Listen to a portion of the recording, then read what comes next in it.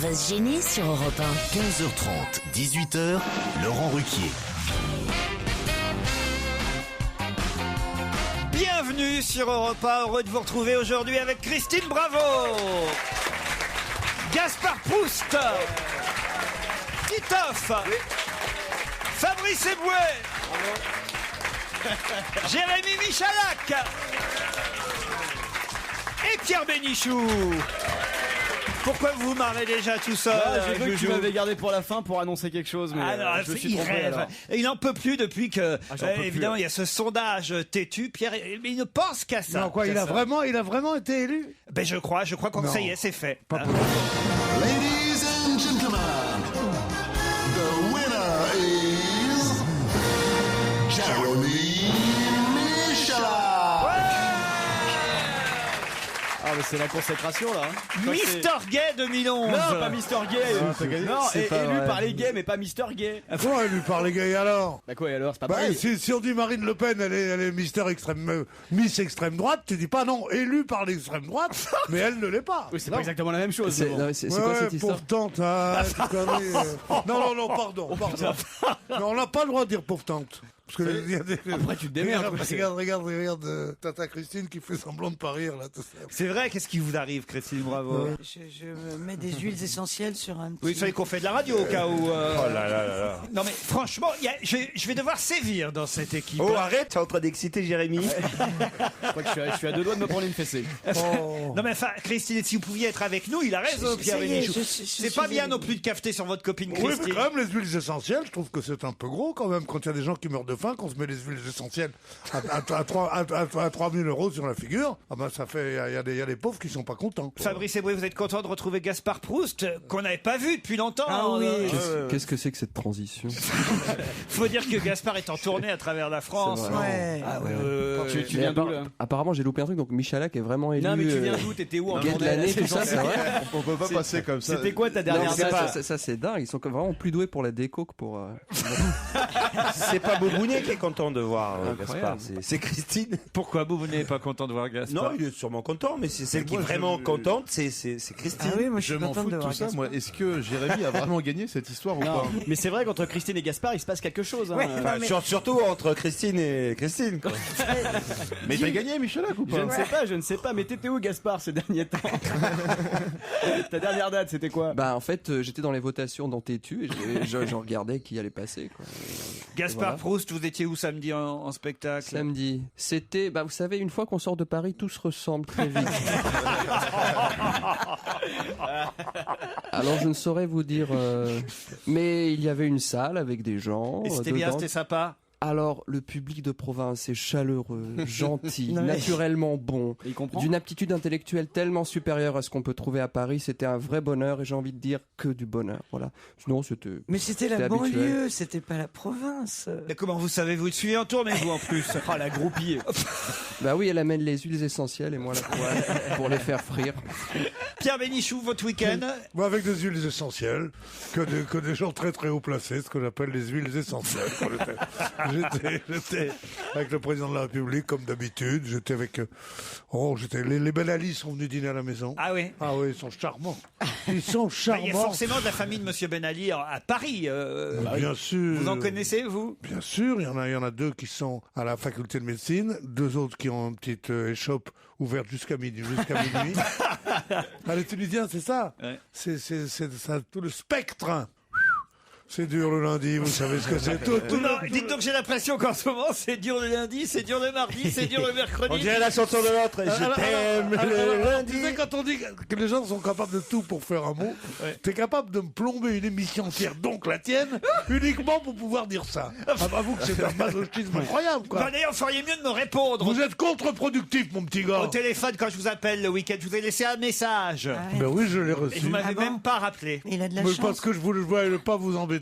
Qu'est-ce que vous m'aviez dit dans ce message? Quel faux cul ce...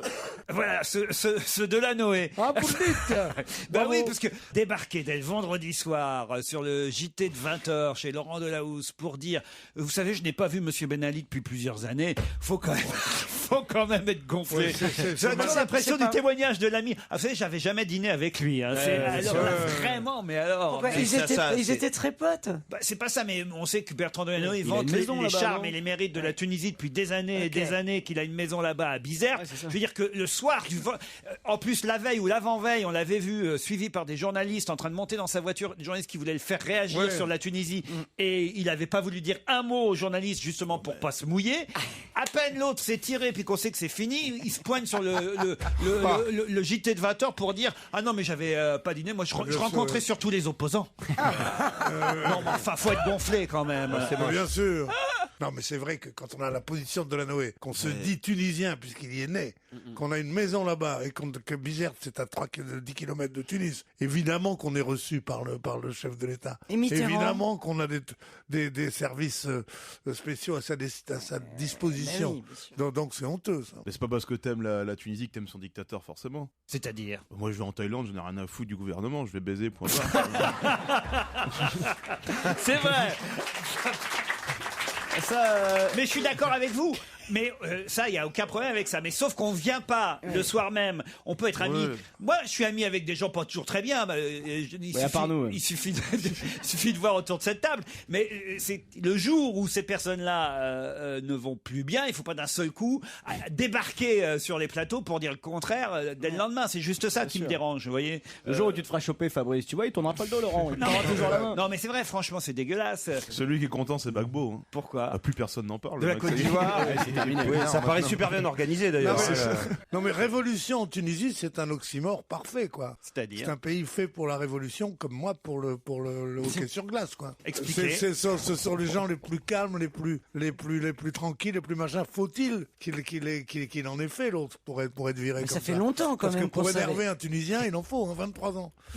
Non, mais c'est vrai. Ah, il y avait des Pourquoi les Tunisiens sont des gens calmes? Ah oui, les Tunisiens sont des gens calmes, les Algériens sont des gens terriblement violents.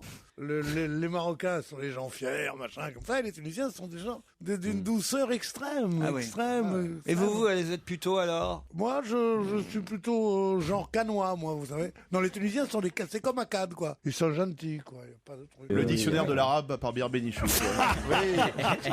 Les Chinois, hein, les yeux tirés, tout ça, parce qu'ils forcent quand ils font caca. Non, mais c'est vraiment que des. cette pas des. analyse, pour sommaire qu'elle soit, est totalement juste. Le peuple tunisien, parce qu'il y a quand même un peu d'âme des peuples. Oui, c'est vrai. Bon, on reviendra sur la Tunisie tout à l'heure, vous voulez bien. Peut-être avec Paul Vermus, on lui demandera d'enquêter évidemment. Oui, là-dessus. bien sûr. D'y aller.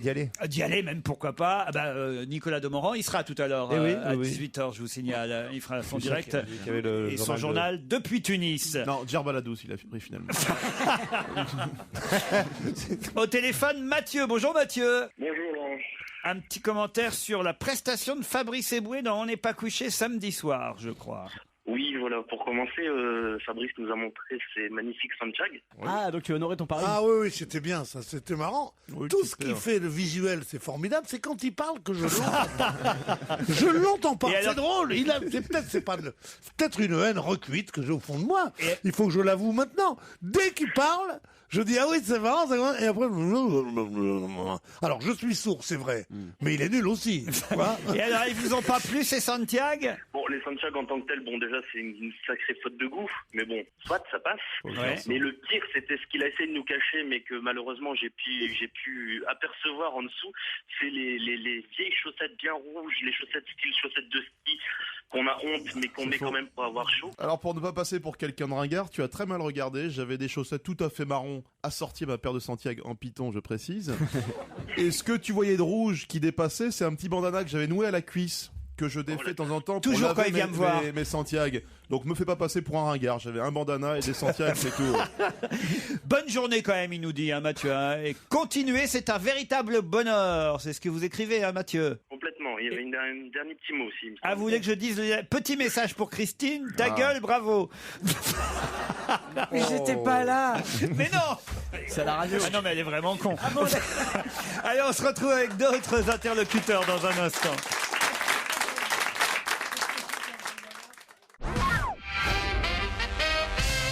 Gino est au téléphone. Bonjour Gino. Bonjour la compagnie compagnie parisienne. Ça, c'est un bon démarrage. Ça, salut, ça Gino. tout de suite, on sent l'auditeur qu'on aime. Ouais, on est dans le bain. La compagnie, vous appelez d'où, Gino? Vous n'êtes pas parisien, donc? Ah, pas du tout, non, je vous appelle du sud, de Cannes. Cannes. Tu connais des Parisiens qui s'appellent Gino, toi? Bah oui, on a quand même. Et alors, vous avez une devinette, Gino? Alors, j'ai une petite devinette pour vous. Est-ce que quelqu'un autour de cette table sait ce qu'est un morpion avec un attaché-caisse? Non. C'est un représentant de mes couilles. C'est très drôle, moi, je trouve. C'est pas mal, mais rien d'autre, Gino? Il a balancé avec l'énergie, tu sais. Et voilà, et paf, prenez-vous là dans la gueule cette vanne. C'est pas mal vendu, c'est Ah ça. oui, c'est bien non, mais emballé. Gino, moi, vous savez, j'adore le midi, tout ça, mais et les gens du midi aussi, je suis pas de ceux qui disent dans le midi, ils sont comme ci ou comme ça, pas du tout. Je trouve très bien. Mais vous, par exemple, j'aimerais voir le détail. Vous vous êtes réveillé ce matin, vous avez dit, tiens, je vais appeler Europe 1, j'aurai l'émission On va se gêner, et là, quand j'aurai Monsieur Ruquier lui-même, je lui dirai cette vanne, laquelle, Marcel? Ah ben, fais celle du Morbac. Ah oui, d'accord. Et vous êtes dit, d'accord. Alors vous avez attendu, on vous appelle au téléphone, vous avez attendu 10 minutes, vous avez dit, alors comment je la vends? Je dis, qu'est-ce que c'est avec un attaché-caisse? Est-ce que je dis, c'est un représentant de mes baloches? Non, je veux dire de mes couilles, comme ça. C'est ça votre vie? Non, sérieusement. C'est ça votre vie, mon petit Gino? Eh, Pierre, Hein? Oui. Pierre, mes couilles sur ton nez, ça fait une belle dinde. C'est la première fois que je vois un comique spécialisé dans les couilles. Quoi. Il y a uniquement des trucs sur les couilles, c'est intéressant. Attends, c'est pas fini, je crois.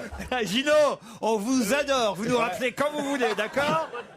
Mais uniquement sur les couilles, hein, c'est important de rester vraiment Reste dedans, focus. c'est ça, faut développer. C'est Marie qui m'envoie un mail. Elle est fan inconditionnelle. Elle dit: j'ai initié mon mari à vos émissions. Depuis, il a toujours son iPod dans les oreilles. Il ne m'écoute plus. Il n'écoute plus que vous. Pourriez-vous lui rappeler qu'il doit prendre rendez-vous pour le service du scooter? Il s'appelle Hervé. Ben voilà, le message est passé. Gabriel dit: j'en ai marre. Je n'arrête pas d'envoyer des mails couverts de compliments pour Jérémy Michalak. Et mes mails ne sont jamais diffusés. Je veux le dire et je veux que tout le monde le sache. J'aime Jérémy. Pour lui prouver mon amour, je viendrai dans vos studios casser la gueule à Olivier de Kersauzon la prochaine fois qu'il osera le toucher. S'il veut bien me dire qu'il m'aime aussi, je crois que j'en pleurerai de joie. Comment elle s'appelle? Gabrielle. Oui, le. Gabriel. Ouais, le. Non, je vérifiais juste avant de dire je t'aime. Ah bah voilà, elle va être contente là. Surtout qu'elle a 12 ans et demi. C'est pour ça que je dis ça. Ah, pas mal de mails qui me reprochent d'avoir dit que le film Arrietty était un film des studios Disney. C'est un film distribué par Disney. Voilà ce que j'ai voulu bien dire sûr. vendredi à Mais j'osais pas te le dire, moi, parce qu'en ce moment, t'es un peu énervé, j'osais pas te le dire. C'est un film japonais. Oui, Et je suis pas énervé, je reprends en main un peu cette émission qu'on a besoin. C'est le nouveau directeur qui m'a dit: faut resserrer les boulons. Faut être précis. Voilà, faut être précis. Puis il y a des petits jeunes qui frappent à la porte d'entrée, donc qui intéressent que les anciens se bougent un peu le cul. Voilà ce qu'il m'a Je dit. crois qu'il y avait un message dans ce qu'il vient de dire. Je sais pas ce que vous en pensez, mais. Oserais-je poser une question à Gaspard, me dit Julia. Oh là là. Je sais que vous avez plein de messages de jeunes filles, mais voilà, je me lance aussi. Après tout, sait-on jamais. Je vous ai vu à la radio le mois dernier et j'ai été totalement sous votre charme, monsieur Proust. Quel charisme, vous dégagez vraiment quelque chose de torride. J'ai 35 ans et vous me plaisez énormément. Êtes-vous célibataire et quel est votre genre de femme? Demande Julia, 35 ans. Ah, mon célibat dépend de la qualité de la femme que j'ai en face. Et 35 ans, ça vous va comme... J'ai pas de limite d'âge, sauf inférieur, je tiens Ah pas à bon aller en justice. Ah oui, non, ça m'intéresse pas. Ça. J'ai pas le temps. En dessous de 35 ans, vous voulez pas? Non, en dessous de...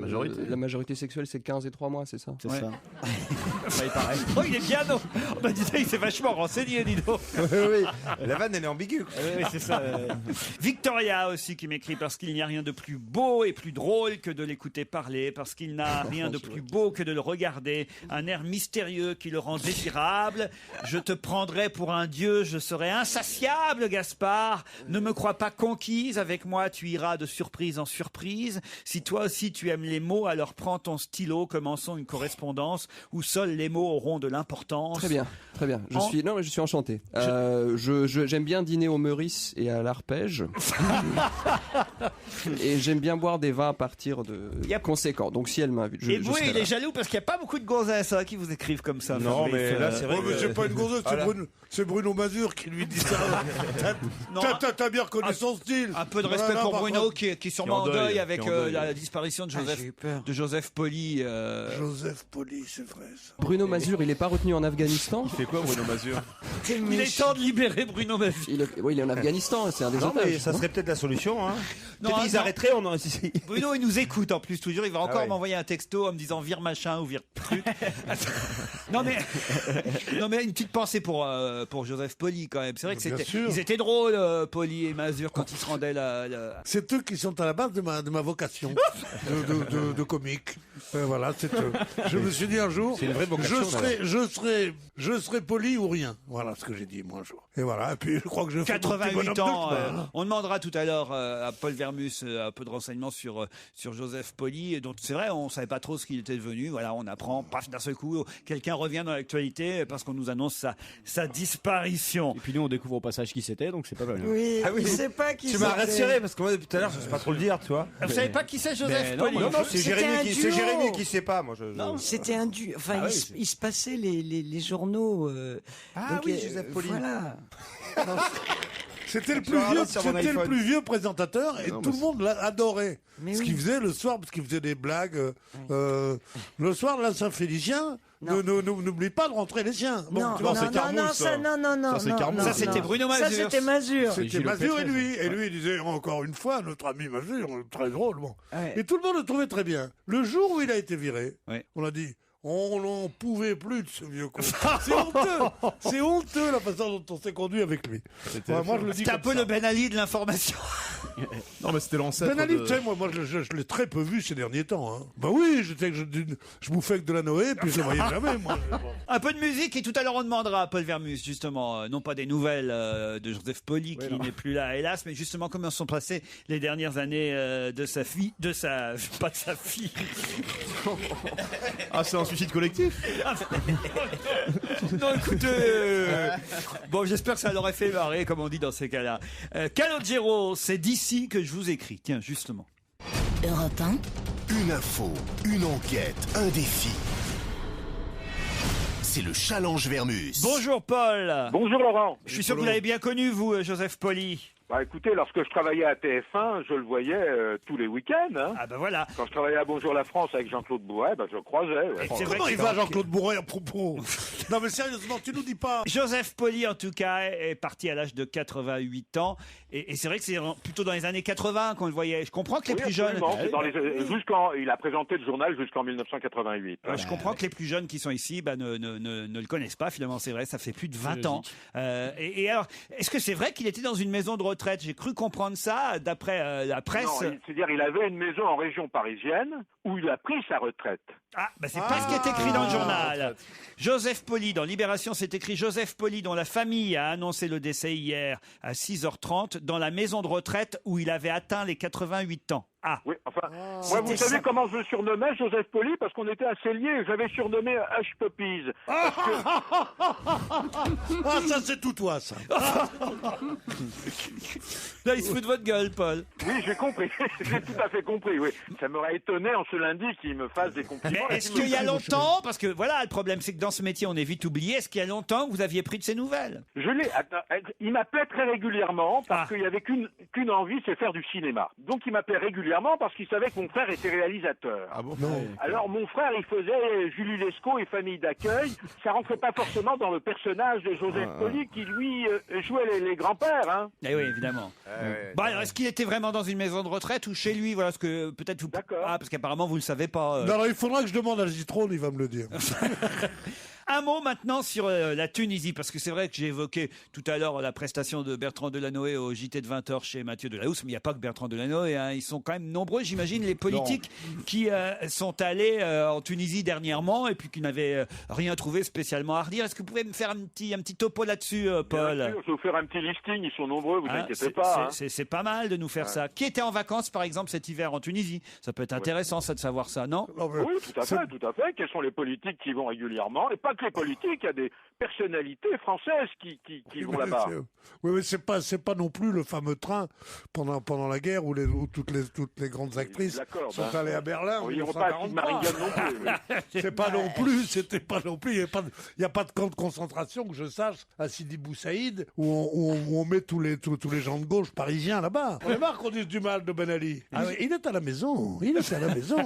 Et là, personne ne viendra l'en déloger. Hein. Le Pen dit en tout cas qu'on aurait dû l'accueillir, que c'est pas bien justement d'un seul coup de cracher sur quelqu'un qu'on a soutenu jusque-là. Il dit Jean-Marie Le Pen, il faudrait savoir ce qu'on veut. Ou on soutient quelqu'un, ou une fois qu'il tombe, on le reçoit. C'est dégueulasse de cracher sur quelqu'un qui n'est pas juif. Moi, je trouve que c'est... En tout cas, voilà, Le Pen a laissé sa place à sa fille. Ça y est, ça c'est sûr. Ça aussi, c'est de l'actu du week-end. J'en voudrais un peu plus d'ailleurs sur la famille Le Pen, mon cher Paul, parce qu'il paraît que son mari à Marine fait partie maintenant du comité directeur aussi, monsieur Louis Alliot. Oui. On travaille en famille chez les Le Pen et c'est pas nouveau. Hein. Il est vice-président en charge du projet du Front National, le mari de Marine Le Pen. Puis il y a la petite fille aussi, Marion. Oui. C'est Marion, c'est ça? Écoutez, je peux pas vous le dire immédiatement, mais sa petite fille s'est présentée aux élections régionales. Alors, un topo sur la famille Le Pen. Et où est-ce qu'on peut acheter le jeu de cette famille d'ailleurs pour ceux qui sont intéressés par les cartes? Et puis bon, il y a encore plein de gens. Il y a quand même des gens célèbres qui sillonnent autour. Hein. Alors il y avait aussi un truc étonnant, mais je peux pas croire ça et j'aimerais que vous vérifiez, mon cher Paul. C'était dans le Figaro Magazine ce week-end, toute une interview de Thierry Légier. Alors Thierry Légier, c'était le mec chargé de la sécurité de Jean-Marie Le Pen, son garde du corps depuis des années. Et alors vous avez lu, non. Le papier, c'est assez incroyable. Il raconte tout ce qu'il a vécu autour de Le Pen et il dit il y a 3 ans Jean-Pierre Elkabbach, qui s'entraîne dans le même club de gym que moi, m'a reconnu et m'a apostrophé et m'a demandé est-ce que Jean-Marie Le Pen pratique toujours la culture physique. Quelques jours plus tard, au sortir d'une interview matinale à Europe 1, Jean-Pierre Elkabbach et le président du Front National ont fait même un concours de pompe en bras de chemise dans le bureau de Jean-Pierre Elkabbach. Bon. Alors ça, je peux pas croire. Je peux pas croire que je peux pas croire ça. Alors, si Jean-Pierre Elkabbach fait des concours de pompe dans son bureau avec Jean-Marie Le Pen, là, il faut arriver, tu sais, ouvrir la porte et se tromper de porte. Vous y croyez ça me semble très très incongru, mais pourquoi pas. Puis en plus, c'est quand même page 50 du Figaro Magazine. Alors là, mes bras m'en sont tombés.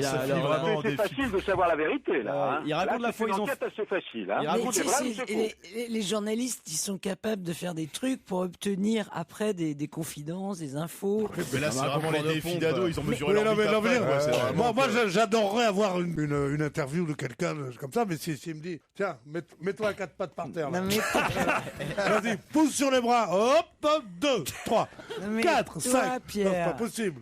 C'est pas pour ça qu'il l'a fait. Il l'a fait parce que ça l'amusait de concourir avec Le Pen, qui est un faux costaud, et pour voir que c'est quand même curieux. C'est quand même curieux. Et puis alors un mot sur le parfum Michael Jackson. On en a parlé la semaine dernière et on voulait savoir si c'était vrai cette histoire du Français qui soi-disant ça sentait un peu l'arnaque. Enfin l'arnaque. Je sais pas si ça sentait l'arnaque, mais en tout cas le truc un peu. Pour un parfum, c'est normal que ça sente quelque chose. Oui, d'accord, mais là ça sentait le truc un peu bidon, quoi. C'est ce qu'on appelle des effets d'annonce, hein. Bon. Ah oui. Franck Rouas, qui aurait rencontré, on l'a raconté vendredi, le papa de Michael Jackson et qui aurait réussi à faire un contrat 50-50 sur les ventes d'un parfum réalisé en France, le parfum Neverland, c'est ça, le Cleverland. Non, Neverland. Le parfum Neverland, comme la maison. Oui, un Michael Jackson pour les hommes et un parfum Michael Jackson pour les femmes. Pourquoi vous marrez, Gaspard? Moi, je pense encore à l'histoire des pompes de Le Pen. Je me demande, quand Audrey Pulvar reçoit Montebourg, ils font des pompes. Non, écoutez. Non, mais ça, franchement, Paul, on veut la vérité sur toutes ces histoires. Je vous donne ma parole d'honneur que sur cette affaire, vous aurez la vérité. Le parfum Michael Jackson, le Front National, la Tunisie, puis un petit mot sur les dernières années de Joseph Poli. D'accord? Ok, à tout de suite, Laurent. À tout à l'heure, 17h20, 17h25.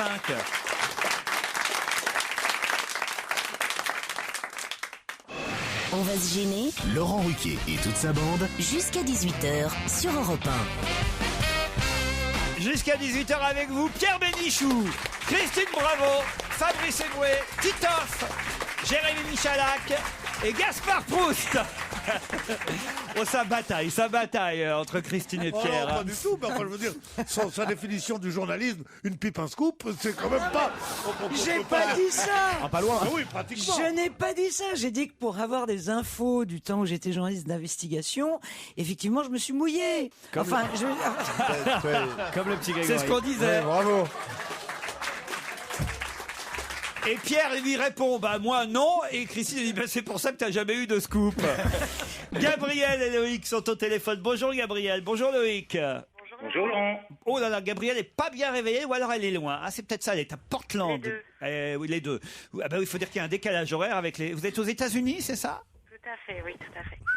Qu'est-ce que vous faites là-bas Qu'est-ce que vous faites aux États-Unis? Parce qu'il paraît qu'à Boston, il y a 35 cm de neige. C'est mon neveu qui est là-bas. Alors moi, je suis de côte ouest américaine et j'ai pas de neige. Ah, côte ouest, évidemment, forcément. Et c'est par amour, je suis sûr que vous êtes aux États-Unis. Tout à fait. J'ai rencontré mon mari américain en Californie et puis après un petit passage en France, on est revenu habiter sur la côte ouest, mais plus au nord, là, dans l'Oregon. Il y a quoi à Portland?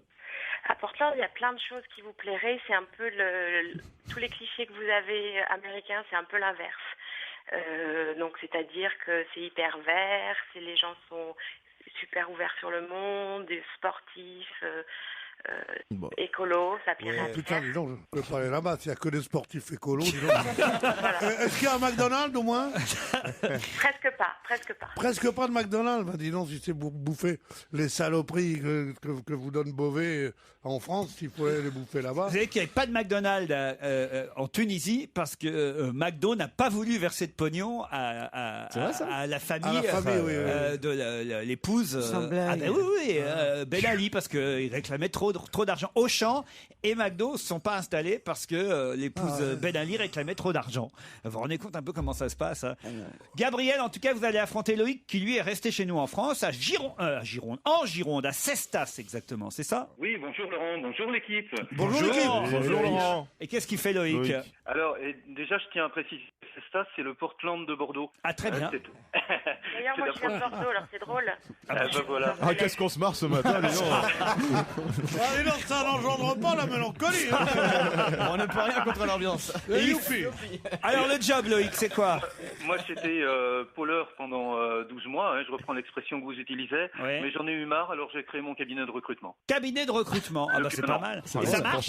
Ça marche très bien, ça s'appelle Seronimo, c'est un nom facile à retenir, ça permet plein de jeux de mots, et puis je travaille en fait pour aider les petites entreprises à recruter de manière plus professionnelle. Gabriel, Loïc, vous allez peut-être partir. Tiens, le retour de l'hôtel des Flamands Roses à Canet-en-Roussillon. Très bel hôtel, un grand hôtel Thalasso, 4 étoiles. On vous propose 6 jours, 5 nuits.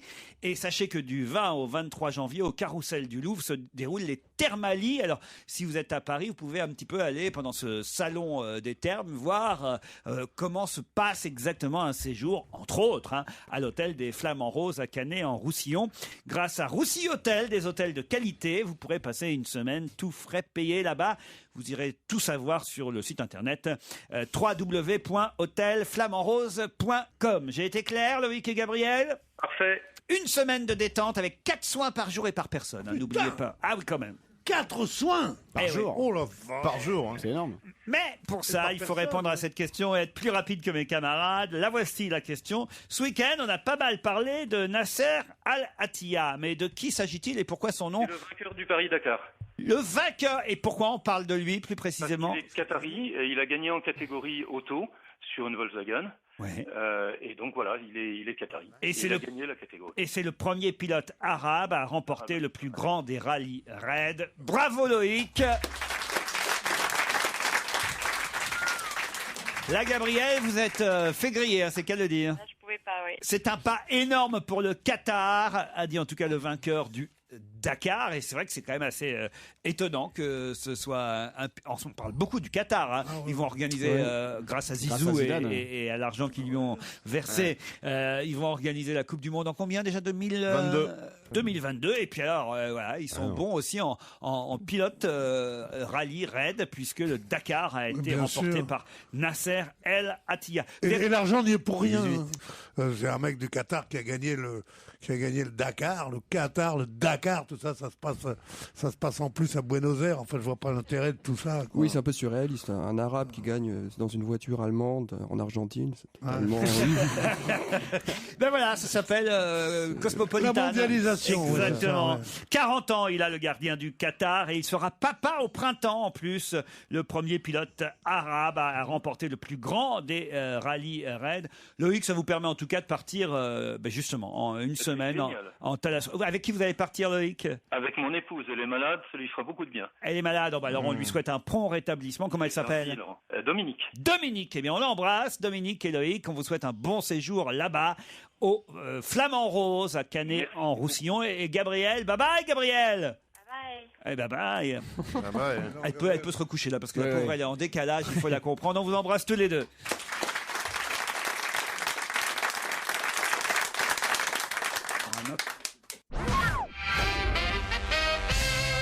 D'après le docteur Weinberg, la limite est de 3 mois. 3 mois de quoi et pourquoi? Ce témoignage est paru dans la presse ce week-end et peut-être l'avez-vous lu. La consommation maximum de Mediator? Pas du tout. Aucun rapport avec le Mediator. C'est lié à un médicament? Non. C'est lié à une maladie? Ça nous concerne tous, enfin en tout cas tous ceux qui sont en couple. C'est le préservatif. Comment ça? Ça se consomme, enfin ça se consomme. Non mais Quand tu es en couple, t'as pas besoin de préservatif. Bah, ça dépend.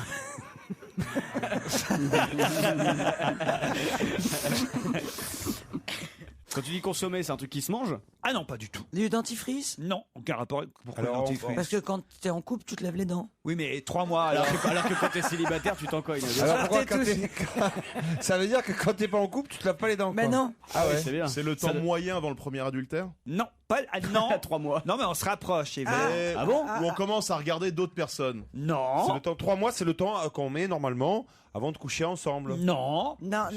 Où on se souvient du prénom du conjoint. Le docteur... On arrête d'avoir des relations sexuelles fréquentes. Alors, le docteur Weinberg estime qu'il ne faut pas dépasser 3 mois. Sans baiser. Bonne réponse de Christine, bravo. 3 mois d'abstinence. Qu'est-ce qu'il dit, le docteur? Il dit qu'au bout de 3 mois d'abstinence... T'as plus envie. Voilà, le couple risque de ne plus jamais retrouver de gestes spontanés. Je confirme. Faut jamais laisser dépasser les 3 mois. C'était un papier à propos des sexless qui prolifèrent... sans sexe. C'est quoi les sexless? C'est en Asie. Au Japon. Mais il paraît qu'en France aussi, on a le temps de moins en moins pour faire l'amour. Ouais. On baise, voilà, moins qu'avant, parce qu'on travaille trop. Oui, c'est vrai, on baise moins qu'avant. Non, à part mais vous, toi. Pierre, c'est normal. À part toi, Pierre. Ouais, non, non. Surtout à partir de 84, j'en parlais avec Joseph Poli l'autre jour.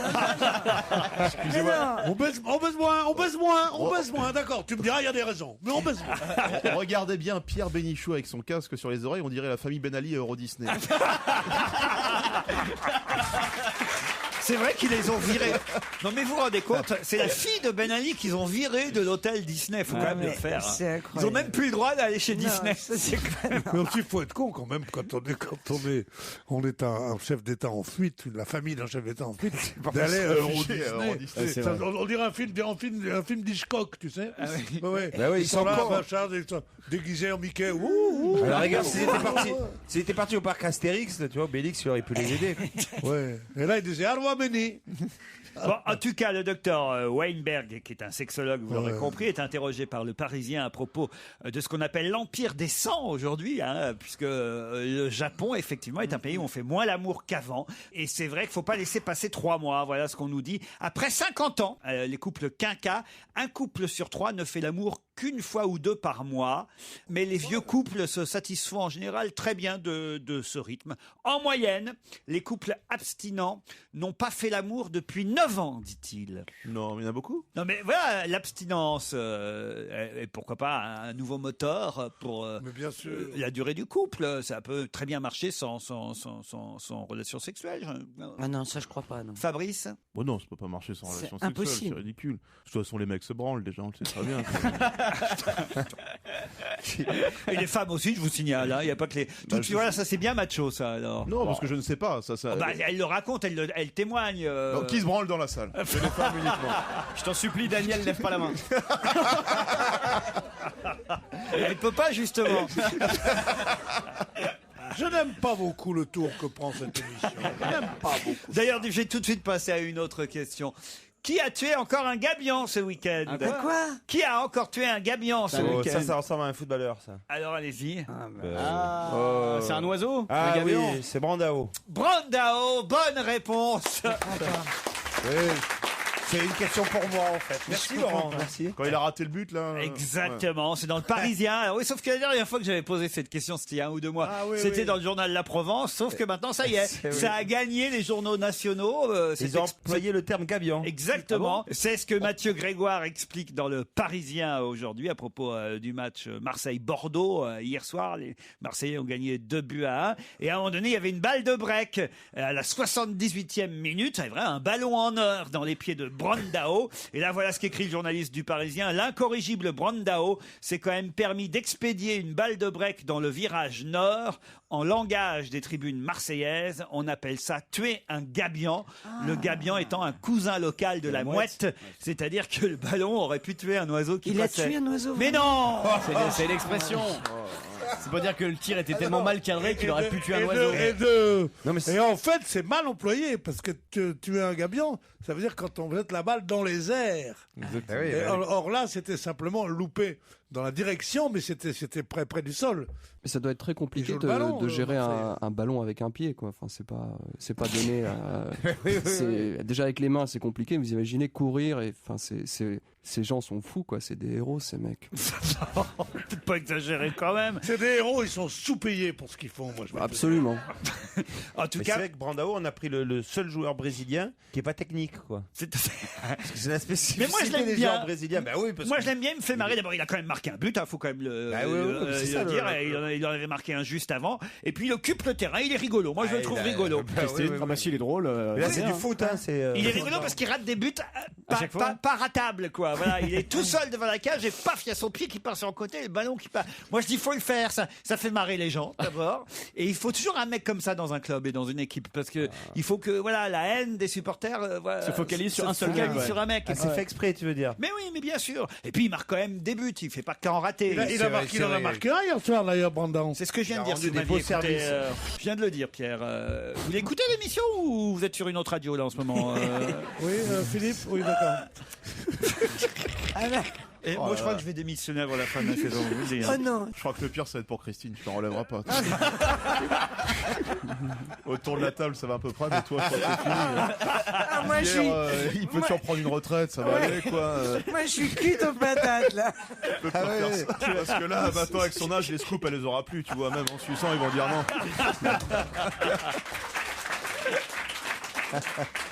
Oh, ça dépend. Ça dépend. Donc, quand même, elle a de beaux restes, notre Christine. Et puis Strauss-Kahn revient, donc ça ira. Pas aujourd'hui. Là, aujourd'hui, elle devait pas savoir que Gaspard venait aujourd'hui, parce qu'elle s'est pas mise en beauté. Hein. Oui, ça fait quand même un petit moment que je me mets pas en beauté. C'est bon, un gigot de 7 heures, c'est toujours agréable. Gigot de 7 heures. Quelle horreur. Non, monsieur Proust, on dit pas ça à une charmante. Bon, aujourd'hui, c'est vrai, on sent bien. T'as dire quoi à une charmante quoi? Dire jeune femme. Collègue. C'est vrai que là, vous auriez pu, je sais pas, vous lavez les cheveux, vous mettre vous maquiller un petit peu, vous mettre un petit corsage. J'ai pas le moral. Enfin, vous êtes la seule représentante féminine de cette émission. Et ça ne se voit pas. et on est tous beaucoup plus sexy que vous. Non, pas vraiment. Mais si, enfin, je sais pas, faites un effort, Christine. Ça ira mieux mercredi. Pourquoi? Qu'est-ce qui se passe mercredi? Eh ben, je vais me laver les cheveux. Et pardon, mais t'as un mec en ce moment ou pas? Non, je veux juste savoir si tu t'es brossé les dents ou pas. Non, mais Christine, comment ça se fait? Tout va bien. Non, mais il faut qu'on vous reprenne en main. Hein. Gaspard, faites quelque chose quand même. Mais Gaspard, il fait ce qu'il peut. Mais j'ai fait tout ce que j'ai pu. Vous voyez le résultat. C'est à cause de vous qu'elle est dans cet état-là. Oui, bien sûr. Vous les mettez dans un état, les femmes. Alors. Oui, c'est Gaspard. Comment ça se passe en tournée? Alors, est-ce qu'il y a vraiment des femmes qui vous attendent à la fin à la sortie de la salle, Gaspard? Bah oui. mais à part Christine, il y a Non, d'autres ne me personnes. dites pas que vous êtes allé à Cergy. Je suis partout. Elle aime ça. Ah non, vous êtes allé à Cergy. Oui, mais je suis partout. Mais elle veut des trucs ça. Elle veut un Formule 1 de banlieue, pas plus. Et encore, le parking suffit. hein. Ça l'intéresse pas, le Meurice. Elle, Mais vraiment, elle fait pas ça, autant il y a des fausses liaisons ici. Par exemple, celle de Joujou avec notre patron, et je sais que c'est faux. Eh bien, celle de monsieur avec madame, eh ben, je suis sûr que c'est vrai. Si j'en crois le Figaro aujourd'hui, qu'est-ce qu'il ne faut pas boire quand on prend des médicaments? Bah, de l'alcool. Ça, on le savait déjà plus ou moins. Du lait. Mais justement, c'est pas de l'alcool. De l'eau gazeuse. Pas du lait. De l'eau gazeuse. Pas d'eau gazeuse. Arrête, parce que c'est un truc qu'on a déjà fait, on va flipper tout le reste de l'émission. Ah, mais là. oui, moi je l'ai fait. Parce Des que boissons avec de justement- l'aspartame. Du café. Parce que j'aime bien Du ça. Coca-Cola. Non. Non, Des boissons détox. Qu'est-ce qu'il ne faut surtout pas boire avec des médicaments quand on prend des médicaments? Des boissons détox. Qu'est-ce que vous appelez des boissons Des détox? trucs détox, là. Ouais, des jus. Tu sais très bien ce que c'est. Non, je Est-ce sais, que je sais. Des tisanes. Une verveine ou une tisane. ou un truc Non, comme ça. non, Du café. non. On l'a déjà fait ici, c'est quelqu'un. On aime ça ici. Moi j'aime ça. Moi j'en prends moi. en Du tout cas. coca. Et c'est vrai que ça a pu m'arriver. Je suis pas très médicamenteux, mais quand j'ai pris parfois des médicaments, ça a pu m'arriver de les avaler bêtement en prenant ça, en buvant ça en même temps. Ça dépend du médicament. Si vous prenez du Cialis, le truc pour faire bander, par exemple, ce qui Ouais. m'arrive régulièrement, eh bien, il faut. Ah, donc leur Je crois qu'on n'a liaison pas est le droit de bien boire du coca. Non, parce que moi, ça me fait chier l'amour, donc autant être en roue libre. Je crois que c'est le coca. C'était un truc avec de l'acide. Non, aucun rapport avec C'est- le Coca-Cola. Est-ce que c'est une boisson avec de l'aspartame à l'intérieur? Est-ce que c'est pas ça le problème? Rien à voir avec l'aspartame. Non, c'est vraiment quelque chose de pur, quelque chose qu'on peut boire, quelque chose que tout le monde boit. Enfin, C'est un jus de du fruits vin. particulier? Ah, un jus de fruits particulier. Du jus de raisin. Ah, du pamplemousse. Allez-y. Du jus de pamplemousse. Du jus de pamplemousse. Excellente réponse de Jérémy Michalak.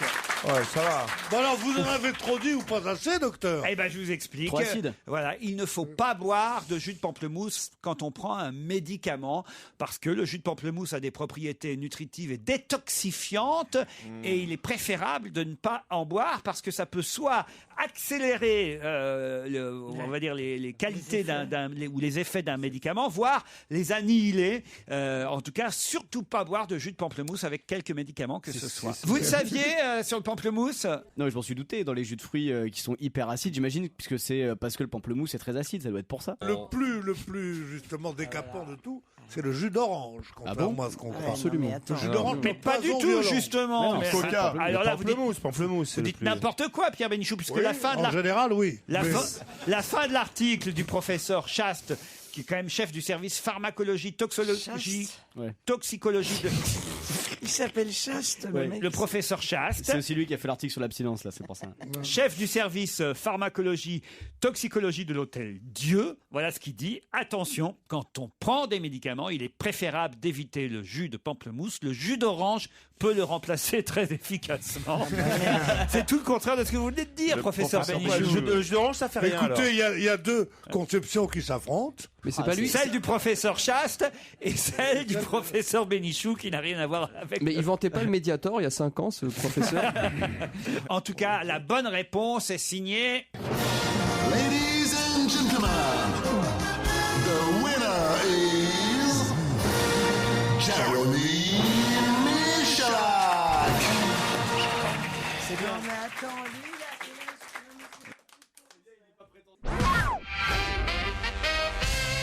Que veut dire la RATP quand on la met au masculin? C'est la question suivante. C'est-à-dire le RATP? Voilà, exactement. Ah. Que Le- veut le dire RATP. la RATP quand on la met au masculin? Donc c'est. Je sais déjà pas ce que ça veut dire au féminin, donc je vais essayer de trouver. Oh bah si, Si, c'est la le régie autonome des transports parisiens. parisiens. voilà, bravo. Alors, Alors, quand c'est au masculin, quand c'est le RATP, qu'est-ce que ça veut dire? Le régie autonome des transports parisiens. Voilà. C'est tout. C'est pas con, mais c'est pas ça. Le c'est un- rapport quelque chose? C'est un parti politique. Du tout. Le réseau, Alors ça reste le réseau. Ça reste un réseau. Ouais, ça reste un réseau. Ça reste autonome? Donc le RATP. Mais est-ce qu'ils ont le Non. droit? Est-ce qu'ils avaient le droit de faire ça, de piquer un logo? Ils ont peut-être pas fait Oui, exprès. parce que justement, alors je peux pas trop vous en Ah dire. d'accord. Donc ça fait partie des transports aussi. Ça, pas partie, mais Ça Voilà, reste à la RATP? Ça reste pas à la RATP, mais... SNCF? Non, mais... On reste dans les transports? Qu'est-ce que vous appelez reste dans les transports? Est-ce que ça Dans le concerne, domaine est-ce que ça des concerne un transports. train, Ça une voiture concerne les Le transports. réseau oui. aérien. Non. Réseau aérien. Les resquilleurs de Réseau tickets de autoroutier. On se rapproche. Les resquilleurs de tickets de métro. Alors, Parce qu'il y a plein de mecs. qu'est-ce qui réclame le RATP? Eh ben, Qu'on arrête de frauder. que tout le monde paye le ticket de métro. Qu'on que arrête de mettre frauder. dans le bus. Attendez, expliquez, Christine. Qu'on arrête de Parce qu'il paraît qu'il y a plein de gens qui prennent le bus sans payer, genre moi, tu vois. Ouais. Mais Et alors et qu'est-ce qui ferait le RATP? Parce que le problème, c'est que les contrôleurs n'osent plus aller dans les quartiers dangereux parce que sinon ils se font casser la gueule. Allez-y, Donc, Fabrice. Le réseau des Arabes tricheurs au portillon. Fabrice. Fabrice, écoutez, vraiment. Alors, qu'est-ce qu'il réclame? Alors le RATP réclame qu'il y ait peut-être un autre système que le pass Navigo ou non. C'est-à-dire qu'il y aurait des gens qui créeraient une association pour dire il faut que tout le monde paye, c'est ça? Oui. Bon non, studio, enfin voyons. C'est pas le réseau des gens justement où personne n'achète de tickets. Est-ce que ça a un rapport avec la Et SNCF? ils ont fait une cagnotte. Ah, ça existe, ce sont les mutuelles, Voilà. effectivement, et c'est vrai que le RATP gère aussi quelques-unes de ces mutuelles. alors. Mais c'est quoi le RATP? Ça veut dire quoi? Qu'est-ce qu'il réclame le RATP? C'est facile. Le transport gratuit. Exactement, il réclame le transport gratuit et ça veut donc dire réseau pour l'abolition des transports payants. Réseau pour l'abolition des transports J'ai un- payants, le J'ai un RATP. peu Bonne aidé. réponse de Fabrice Eboué. C'est quand même formidable le métro, parce que moi quand j'étais jeune, je me souviens, on disait qu'il y avait tant d'employés dans le métro que si on supprimait les poinçonneurs et les contrôleurs, c'était largement de quoi rendre les transports gratuits. Vous voyez ce que je veux dire? Ça coûtait plus que ça ne rapportait. Donc on a supprimé, comme on l'avait suggéré, les contrôleurs, eh bien on continue à payer. Donc c'est honteux. C'est honteux ce RATP. Faut dire qu'on continue à payer, pas tout le monde, puisque justement on nous dit qu'il y a Oui, pas mais mal, enfin, je veux dire, pas il faut- mal de resquilleurs. Ouais, c'est ceux qui sautent le machin, puis on a aussi... Non, c'est dans le bus. C'est la ligne essentiellement. 254, paraît-il, sur laquelle on C'est où, fraude ça le plus. C'est en Seine-Saint-Denis. On nous dit que sur cette ligne 254 qui dessert la gare RER de Stein-Pierrefitte, les cartes, les tickets ou les passes sont dans les poches et ils restent. Personne ne les montre au chauffeur. Sur cette ligne, 99% des personnes ne me montrent pas leurs tickets du chauffeur. Ils ont peur. Voilà. Si c'était pas si mal famé, j'irais habiter là-bas, moi. Un passager sur 5 ne paye pas. Et vous non plus alors, Christine Bien Bravo. sûr que si, je paye. Vous avez dit le contraire tout à l'heure. Mais pour rigoler, bien sûr, je paye, je mets mon ticket. Mais moi, je prends que le bus, mais effectivement... Puis tu prends pas le 254 en pleine Non, Saint-Denis, toi. voilà, je vais pas... Vous savez que Régie Autonome, c'est après la guerre, hein.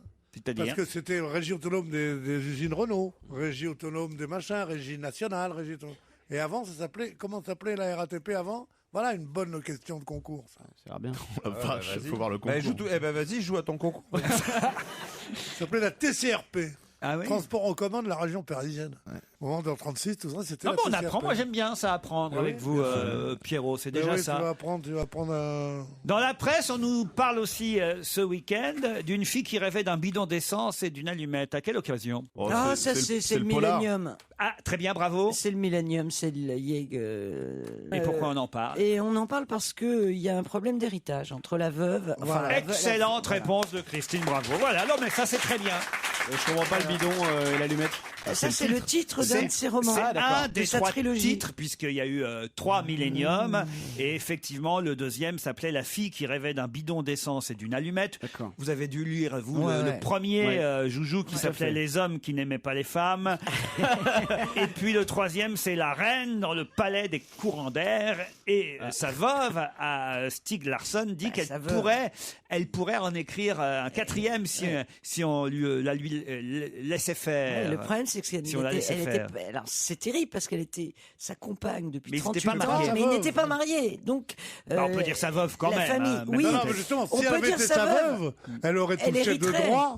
Elle aurait touché de droit une part de l'héritage. 12 Or là, millions c'est parce qu'elle d'euros. n'était pas sa veuve, mais seulement sa compagne, qu'elle n'a pu. Alors, en même temps, c'est discutable parce qu'il lui a quand même laissé son assurance vie Ouais, et bon, l'appartement c'est que qu'il dalle. partageait. Ouais, mais c'est que dalle. Ça, on a le droit. Le problème, c'est qu'il voyait plus tellement sa famille, il voyait plus son fils, plus rien du tout, et c'est les autres qui prennent le pognon. C'est affreux. Pas son fils, parce qu'il est son mort. père. Oui, Son le père, père. Ouais. Il est mort en 84. Parce que s'ils 14. avaient eu des enfants, la question se posait pas, c'est les Oui, enfants qui bah oui, auraient c'était hérité. les enfants. Mais il y a les neveux, le Or, c'est frère. son père et son frère, Le frère. qui ont empoché les bénéfices Dégueulasse. de Millennium, 19 millions d'euros, parce qu'il faut expliquer que cette trilogie est sortie une fois qu'il était mort. Hein. ouais. C'est-à-dire que de son vivant, il n'a pas connu le succès, cet homme-là. Et sa pauvre veuve, enfin veuve... Elle est con, hein, parce qu'elle aurait mieux fait de changer le nom. Hein. C'est-à-dire Ah ben, elle aurait mieux fait. Le mec, il Publier sous meurt. son nom Elle a l'œuvre. Non, tu peux pas. Eh ben, comment ça, tu peux C'est pas déposé à son nom à lui. Ou quelque Mais chose tu comme ça. il dépose rien du tout, tu changes le nom, tu le mets à ton nom. Moi, je l'aurais fait. Tu piques bah, enfin, c'est n'importe quoi. Mais évidemment que tu Ah le bon fais. Tu le fais pas pour 12 millions d'euros, toi. Ah si, si je Non, peux le faire. madame, mais c'est non, pas tu à peux ce le moment-là faire. que ça va faire madame, nous ne prenons pas l'autobus en fraude et nous ne changeons pas le nom d'un auteur pour s'approprier ses droits. Enfin, ça s'est fait. Non, eh ben, on n'est pas du même monde. Ça s'est mademoiselle. fait dans le passé. Enfin, Willy. Qui a fait ça? Mais mon fin, merde. Mais pas dans les enfin, merde, qui? Eh ben Willy, Colette. Alors, je m'en suis là pour aider. Mais enfin, tu peux très bien emprunter un nom et que ce soit pas toi qui a écrit le bouquin. Enfin, c'est arrivé des milliards de fois. C'est pas du tout ce qui s'est passé. Demandez à PPD. Willy était le mari de Colette qui faisait écrire des livres par sa femme et qui, au lieu de les signer Colette, les signait Willy. Bah oui, mais enfin c'est dégueulasse. Ça n'a Donc rien à voir. elle aurait pu faire pareil, la veuve de Millennium. Je vois pas. Elle aurait pu signer Willy. Surtout, ce qu'elle aurait pu faire, c'est cacher le corps pendant un moment, puis continuer à sortir les livres. Ça, non, Et- n'importe quoi. Comment ça? Bien sûr. Ben oui, enfin, il a eu une si crise ça se cardiaque fait, qui hein. suffisait un peu de voilà, elle congelait en Suède, ça peut être compliqué. Elle congelait un peu le Stieg Larsson en question, et puis voilà, et elle continue à sortir. Claude Sarraute, on met des vieilles bandes tous les jours pour faire croire qu'elle est survivante, on touche la retraite tous ensemble, on est content. Et Laurent continue d'écrire des livres. Ah, le salaud. En tout cas, c'est qu'il y a une adaptation. Je pensais moi que c'était fini. Il y a déjà eu l'adaptation cinéma quand même de Millennium. Mais c'est l'adaptation d'un numéro ou c'est de la Non, trilogie? non, mais là, attends, elle va les avoir. Elle va les c'est- avoir. Elle peut les avoir parce qu'elle est là, le 4e manuscrit. Non, mais est-ce C'est-à-dire, qu'il est- est-ce elle a qu'il est la vrai suite. ou est-ce que c'est une légende, ce truc-là? Ah non, bah attends, elle a 160 pages ou 200 pages écrites par le mec qui est mort et que la famille, ils sont aux aguets, là, mais Ah ouais. l'autre, elle dit, non, mais- vous l'aurez pas. Non, mais si les tribunaux ont jugé que tout l'héritage appartenait à la famille et pas à elle, je vois pas comment elle va dire, ah ben, ce manuscrit, il est à moi. Ouais, bah elle l'a planqué et vous l'aurez jamais. Et c'est un élément de négociation. Je vous donne le manuscrit, mais en échange, vous allez me filer un peu de pognon. Bah Et déjà, voilà. ils sont prêts à lui donner 2 millions d'euros. Elle a Mais dit. 2 millions, c'est pas assez. Il y a 19 millions. Non, mais Oula, 2 bon, tu l'as millions. planqué où le manuscrit là? mais il faut qu'il file au moins 8 ou 9 millions pour ce manuscrit. D'autant que j'étais en train de vous dire, il y a déjà eu une version ciné de Millennium chez nous en Europe, mais il y a une version Millennium à Hollywood qui se prépare, adaptation américaine du tome 1 de Millennium tiens, par David Fincher avec Daniel Craig. dans... T'imagines le pognon? Eh oui. Il faut pas qu'elle lâche le manuscrit, ma mère. Hein. Moi, je vais l'appeler, tu vois. Lâche pas le manuscrit, mes mères. Voilà un joli titre hein, pour le numéro 4, Pierre. Lâche pas le manuscrit. Non, mais attends, elle s'est D'ailleurs, tapée- je vais l'appeler. hein. Attends, elle s'est tapée un Suédois pendant 38 ans. Le mec, non, elle couchait même plus avec, puisque tu vois qu'au bout de 3 mois. Tu vois. Et en plus, c'est elle, pendant 38 ans, elle est à côté de lui, et le mec, il meurt, et ça revient C'est à un honteux, ça. frangin. Qui D'accord, mais c'était peut-être pas une liaison aussi horrible que ça soit, parce que pour toi, se taper un Suédois, c'est terrible, mais pour une Suédoise, c'est un peu... Allez, d'autres questions dans un instant.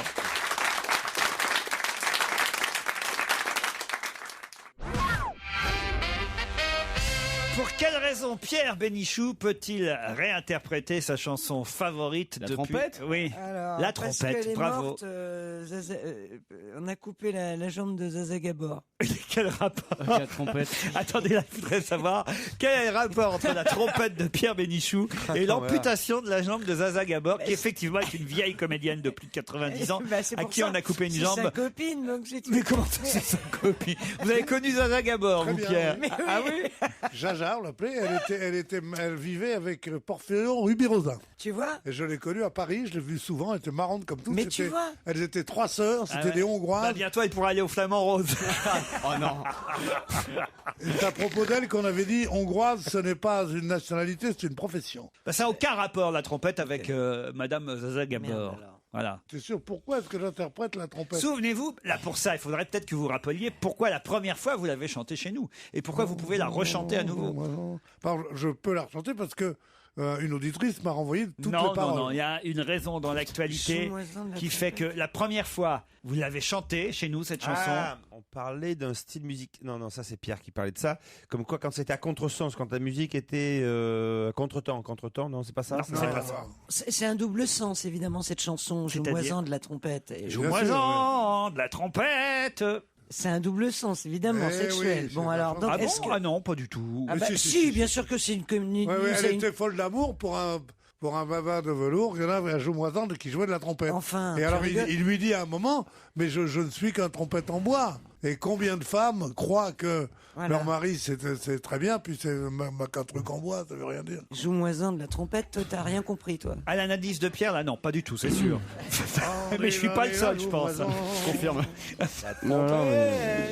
Gaspard. Non, moi j'ai l'impression d'être un dimanche, un dîner de famille, et là il y a les grands-parents qui commencent à parler entre eux, et moi j'attends le dessert, je me dis quand est-ce que ça arrive. Oui, mais au dessert, on va te demander de faire Fernand Reynaud. C'est pas faux. Bon, dites, il y a quelqu'un dans l'actualité qui fait que Pierre peut à nouveau. C'était un joueur de trompette? Bravo. Voilà, il est mort? Bravo. Joseph Poli jouait de la trompette? Mais non. Alors. Louis Armstrong. Mais non, il est mort depuis longtemps. Le neveu de Ben Ali? Mais non. Un trompettiste célèbre qui est mort. Pas célèbre, il était devenu célèbre sur la fin en tout cas. Et la première fois qu'on en a parlé, c'est ce qui a donné l'occasion à Pierre, effectivement, de chanter. Et tu penses que c'est bien judicieux d'en reparler? Oui, parce que, hélas, on vient d'apprendre sa disparition. Il est connu. Je crois qu'il n'y a que Pierre qui peut trouver. C'est un Français. Oui, monsieur. Il est connu pour la trompette ou pour autre chose? Non, il est connu pour autre chose. Ah, il jouait aussi de la trompette? Ah oui. Allez-y, Pierre. C'est le dernier poilu vivant ou un truc comme ça. Pas poilu. C'est l'homme le plus vieux de France qui jouait de la trompette. Bonne réponse de Pierre Bénichou, le doyen des Français. Il est mort? Eh oui.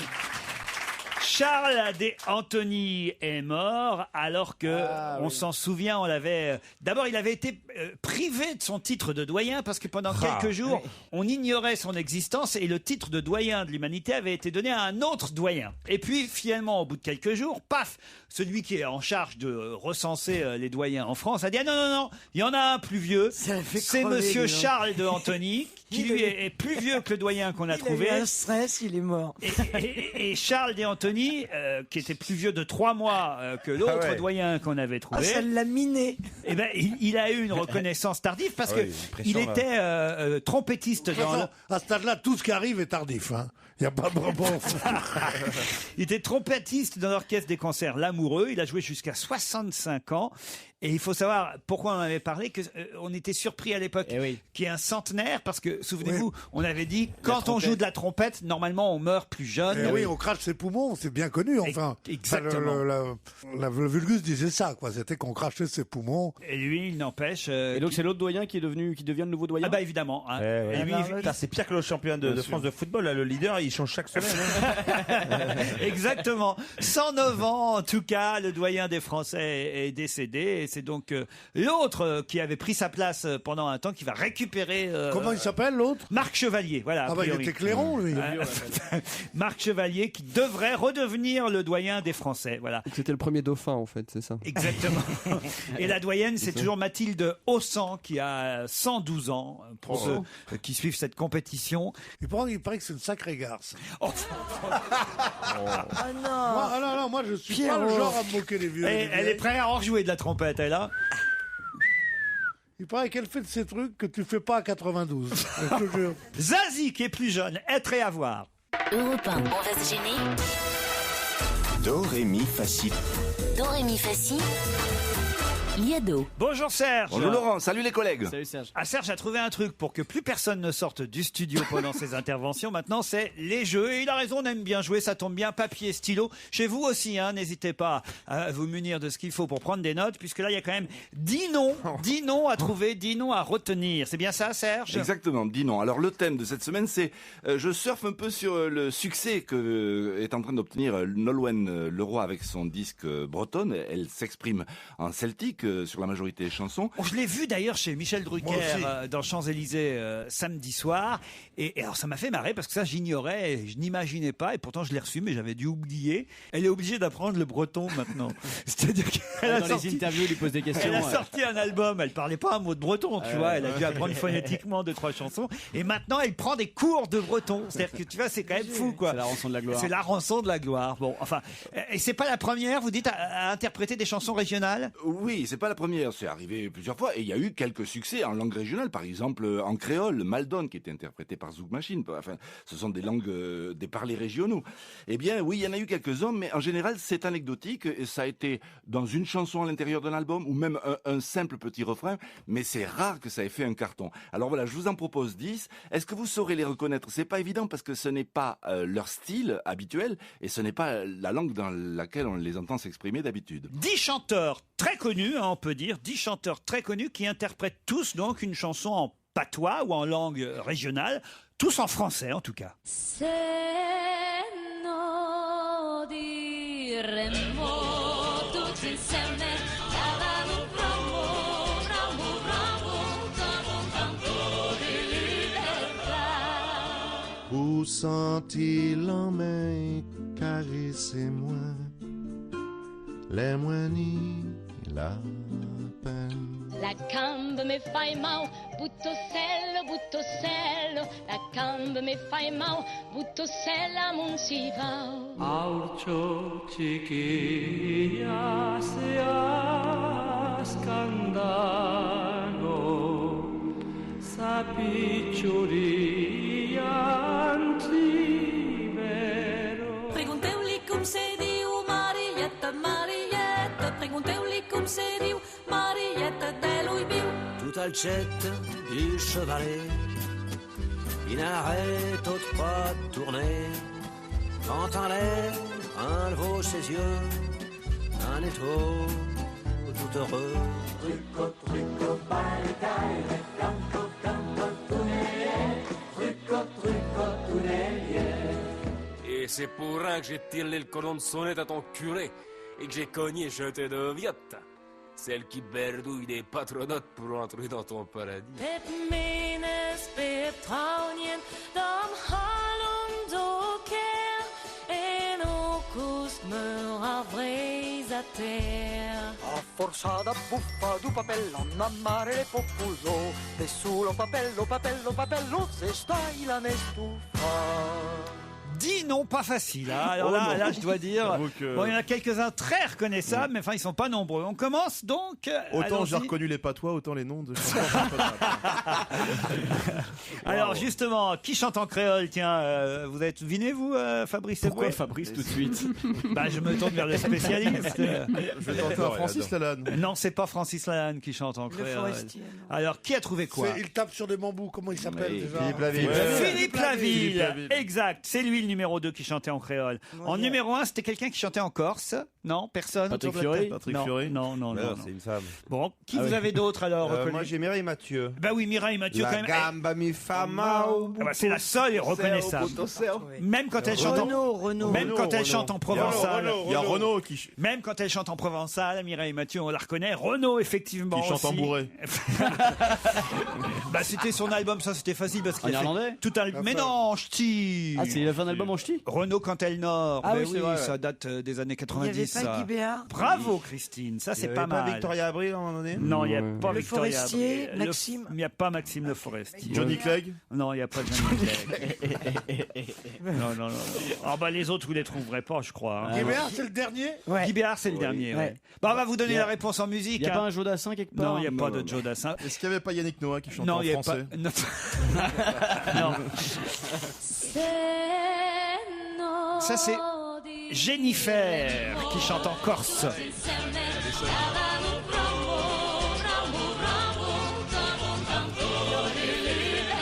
Le suivant, c'est bien Philippe Laville qui chante en créole. Caressez-moi, les moignis. La prochaine sera très reconnaissable. Vous avez deviné effectivement Mireille Mathieu. Buttosello, buttosello, la cambe me fai mau, buttosella mon si va. Pierre, qui chante en basque? Luis Mariano.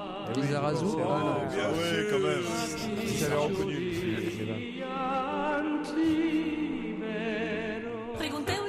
Et quand même, vous auriez pu reconnaître Charlotte Julien qui chante en catalan. Tout al cet du chevalet. Renaud plus facile, hein. Renaud Cantel Nord. Tourner, quand en l'air. Le prochain, c'est un copain à vous, Pierre Bénichou, qui chante en béarnais. Tout heureux. Oui, évidemment, évidemment. Marcel Amont. Marcel Amont, bien sûr. Oui. Un patois bosseron, c'est Bernard Lavillier. Et que j'ai cogné, je te deviens. Celle qui berdouille des patronotes pour entrer dans ton paradis. Bon bah là, c'était Nolwenn Leroy, on partait de là quand même, vous auriez pu au moins l'identifier.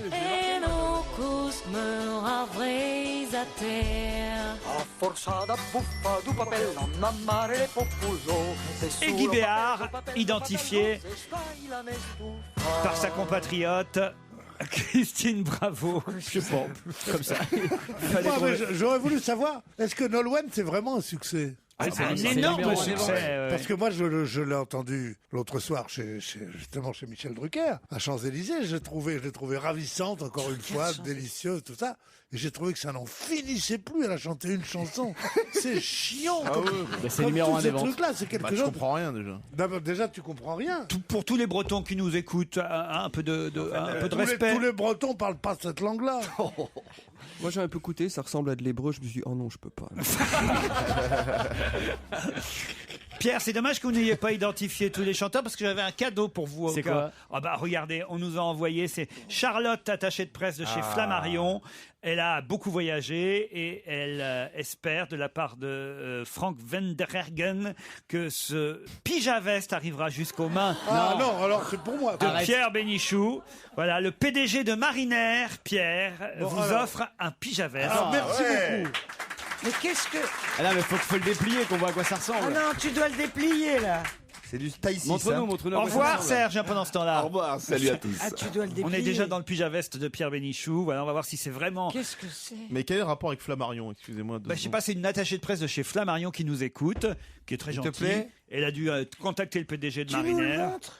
Alors, Ah, c'est ta motif, hein. J'aime pas la couleur, j'aime pas la matière. Non, mais c'est la forme qui est il est intéressante. jamais content. Insupportable, Ah bah, ta Pierre. femme va être ravie et 10 ans d'abstinence. Mais autrement, Il y a même pas en quoi c'est fait. Puis C'est de la soie, ça. c'est bien là. Est-ce que c'est la taille au moins? Taille Si, 6. ça me semble un peu grand, c'est 5 d'habitude que je prends. Monsieur Marinaire, attends une seconde, je vais l'essayer. C'est un peu court, ça fera mini-jupe sur Pierre, j'ai l'impression. Alors, Pierre enlève sa veste en tweed. Voilà. Vas-y, Voilà. Un cachemire. En Mais cachemire. comme tu le mettrais à la maison. Non, gardez votre pantalon, Pierre. Le pyjaveste, on le sait, est une veste de c'est pas- pyjama qui se porte sans pantalon. Mais c'est pas un pyjaveste, ça, c'est une robe de chambre normale. Non, c'est un pile. C'est une robe de chambre pour Joujou, mais c'est un pyjaveste pour Pierre Bénichou. Ah oui, voilà, effectivement, ça cache les couilles. Et que ça cache les couilles. Voilà. Tu peux te... Pardon pour Gino. Tu hein. peux te balader dans la maison sans être obligé de mettre tes mains en coquille. Je trouve que tu fais plus sortie d'école, moi, là. C'est vraiment... Ça fait instituteur en Tunisie. Voilà pour l'Alpe d'Huez. Ah oui, je rappelle que nous serons à l'Alpe d'Huez jeudi et vendredi. Venez assister à l'émission à partir de 15h30. Nous serons en direct du Palais des Congrès à l'occasion du Festival du film de comédie jeudi 20 et vendredi 21 janvier à l'Alpe d'Huez. Pour l'instant, on se retrouve évidemment tout de suite après les titres de 17h.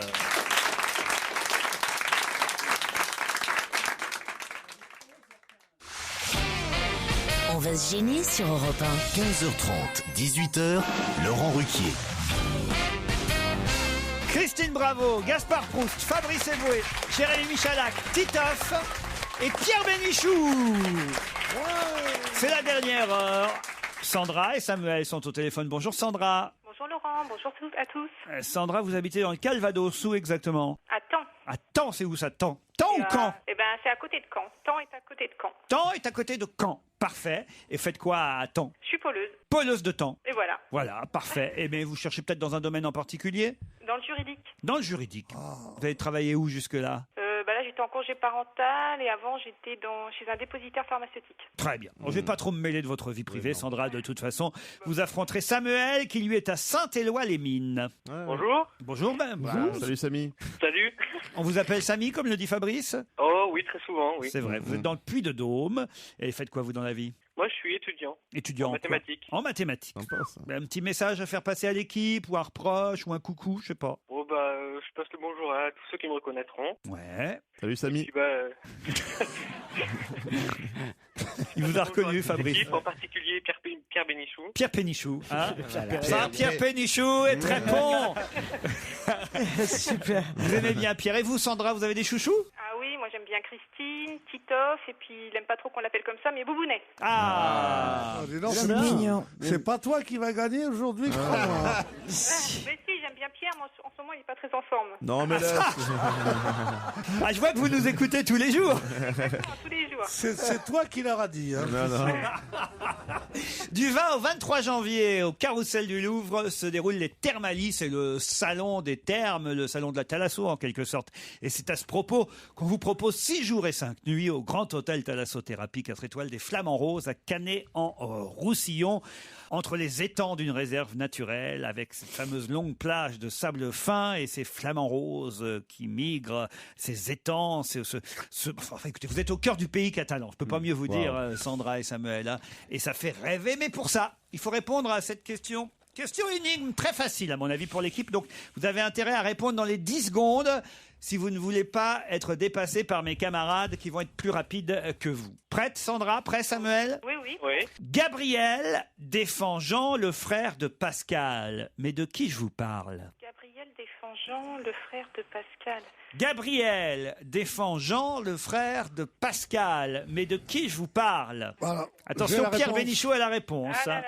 Je vous laisse encore quelques secondes. Gabriel défend Jean, le frère... Jean Jardin. Non, c'est Alexandre Jardin. Oui, non, mais attendez, oulala, c'est trop facile ça. Attention, il a dit le nom qu'il fallait. Alors, de quoi je vous parle, Samuel? Alors, c'était le principal collaborateur d'un Non, homme mais- français.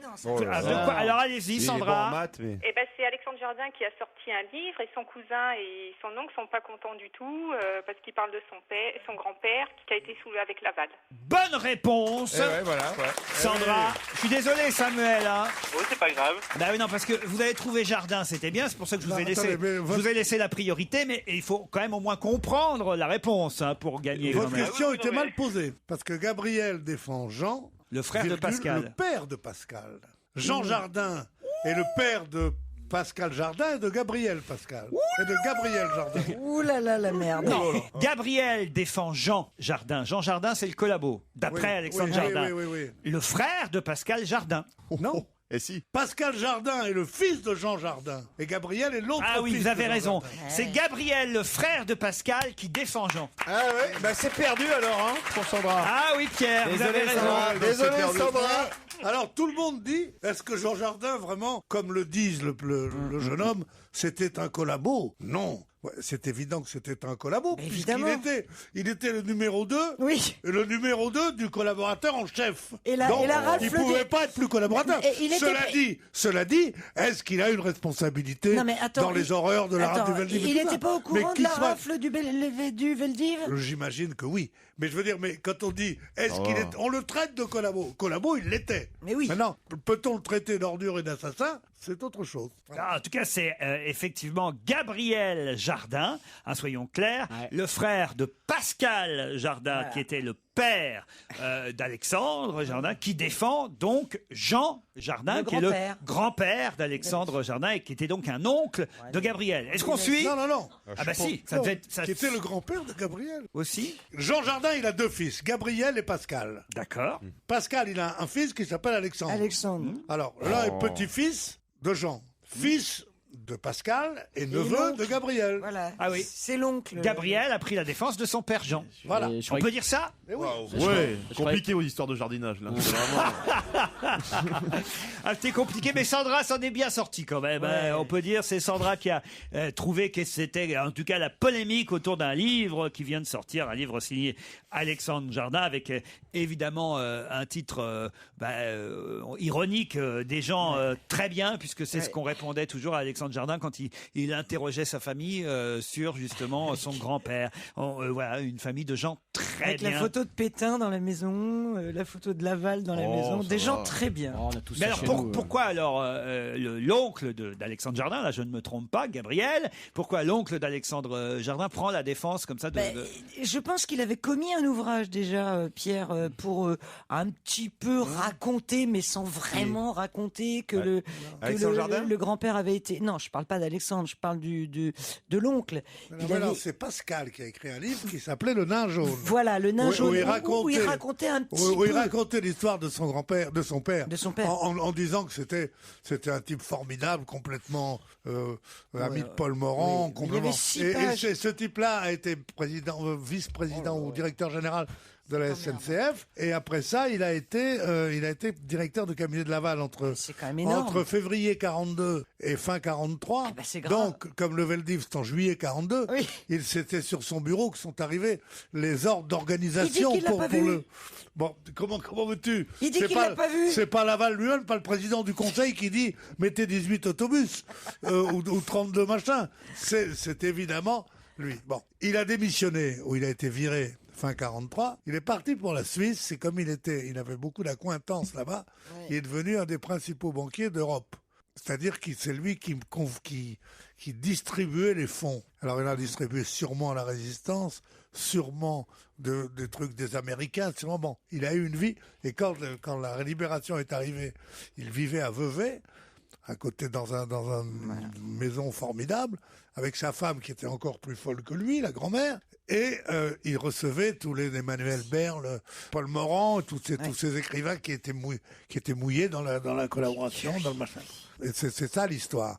Alors au lieu d'en faire un portrait au vitriol, Pascal Jardin en avait fait un portrait totalement poétique, comme ça, de ce titre. Et ça s'appelait Le Nain Jaune. Ça s'appelle Le Nain Jaune. Et ça, c'est la version plus réaliste, signée Alexandre. Alors, Alexandre, qui s'est mis sur les traces de son père d'abord, pour écrire comment cette famille de mythomanes merveilleuse, tout d'un coup, a eu, dit-il, cette illumination, disant, mais enfin, et peut-être, je crois que c'est un drame de l'inculture, parce que Pascal, je crois qu'Alexandre Jardin a découvert l'horreur du Veldiv avec le film La Rafle.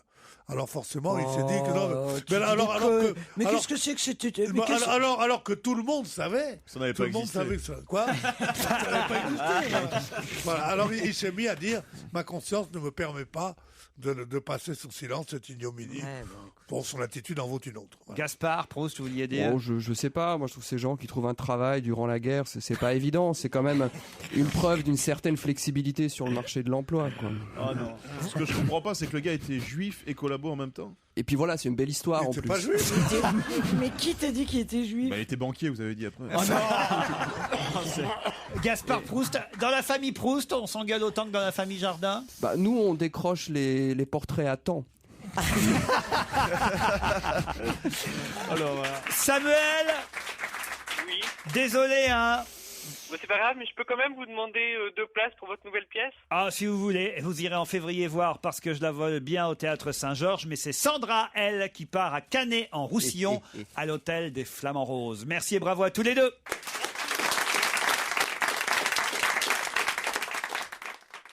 Europe 1.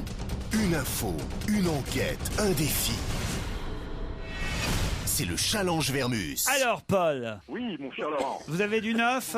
Écoutez, j'ai du neuf sur ce que vous m'avez demandé. Vous devriez pas être... Vous n'avez toujours pas le prénom du fils de Michel Polnareff, au fait? Ça y est? Ah ben, écoutez, je m'en suis pas occupé. Enfin, je vous en avais parlé il y a 3 semaines, un mois, quand il est né. Parce que ça y est, nous on l'a. C'est Volodia. Non. Volodia Polnareff. Ça veut dire prince de la paix. Eh ben, je ne suis pas loin. C'est un prénom ukrainien qui veut dire Vladimir, en fait. C'est la forme ancienne de Vladimir. Prince qui règne en paix. Volodia Polnareff. C'est joli, Volodia. C'est pas mal. Ça fait un peu bloc-notes, mais enfin bon, c'est joli. Ça fait Je méchant crois dans que le... parmi les prénoms que je vous ai cités, je crois que dans son deuxième, j'ai pas dû me tromper sur ses deuxièmes prénoms. Ah oui, pourquoi? Parce que je vous avais donné 4 ou 5 prénoms et sur les 4 ou 5, je crois qu'il va s'appeler Paul. Quel rapport? Pour vous montrer que mon information n'était qu'à moitié bonne et qu'à moitié fausse. Ah oui, tu nous as donné son 3e prénom, d'accord, ok. Paul, parlez-moi plutôt donc de Joseph Poli. Est-ce qu'il était dans une maison de retraite ou était-il, comment se sont passées ces dernières années? Je vais faire amende honorable. J'ai eu sa fille et son gendre. Il était dans une maison de retraite dans laquelle il vivait depuis 4 ans. Qu'est-ce que je vous disais? Avant, il habitait le 12e arrondissement, pas très loin d'ailleurs de chez Bruno Mazur. Alors toujours selon sa fille, il avait 88 ans, mais il était plutôt en bonne forme, il n'avait aucune maladie, il s'est éteint de vieillesse. Oui, alors ça m'a intéressé de lire ça dans la presse ce matin. Comment ça parce que on dit voilà, il est mort de vieillesse.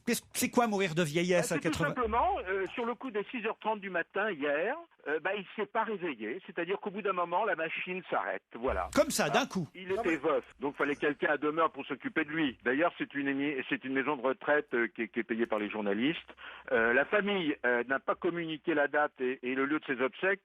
Si vous voulez vous y rendre, je vous le dirai rapidement, Laurent. Hein. Mais Paul, juste pour revenir à ce que disait Laurent, est-ce que tu peux enquêter là-dessus pourquoi on meurt, quoi? Est-ce que tu peux essayer de trouver des réponses? Appelle peut-être Dieu. Ça nous arrangerait, oui, c'est vrai. Oui. Hommage à Joseph Poli, c'est fait. On a vu bien ce monsieur, effectivement, qui était déjà plus très jeune, en fait, quand il présentait le journal de la nuit. Il n'y a plus de journaux la nuit, d'ailleurs, sur TF1. Il faut quand même se rappeler. Sur France 2 Si, sur France 2, il y a toujours un JT. Mais il n'y a plus de présentateur. Il n'y a plus de présentateur, C'est ça, hein. mais il y a toujours un JT en images. Mais en revanche, sur TF1, il n'y a plus de JT de la nuit, alors qu'il y en avait encore un. On aimait bien celui qui faisait le JT de la nuit sur France 2, là. Je sais pas comment il s'appelle, oui, il nous faisait penser à mon papy. Il nous faisait tous penser à notre papy. Il faisait un lapsus par phrase. C'est ça. Ladislas de Hoyos? Non. Il est mort aussi, Ladislas de Hoyos. Non, Paul. Attendez, je suis pas persuadé, Laurent. Ah, vous êtes sûr? Non, arrête. Tu vas lui porter la ch'comoune. Moi, il me semble qu'il est mort, Ladislas. On va vérifier, mais il me semble qu'il est mort, Ladislas. Il est vivant de vieillesse, il paraît.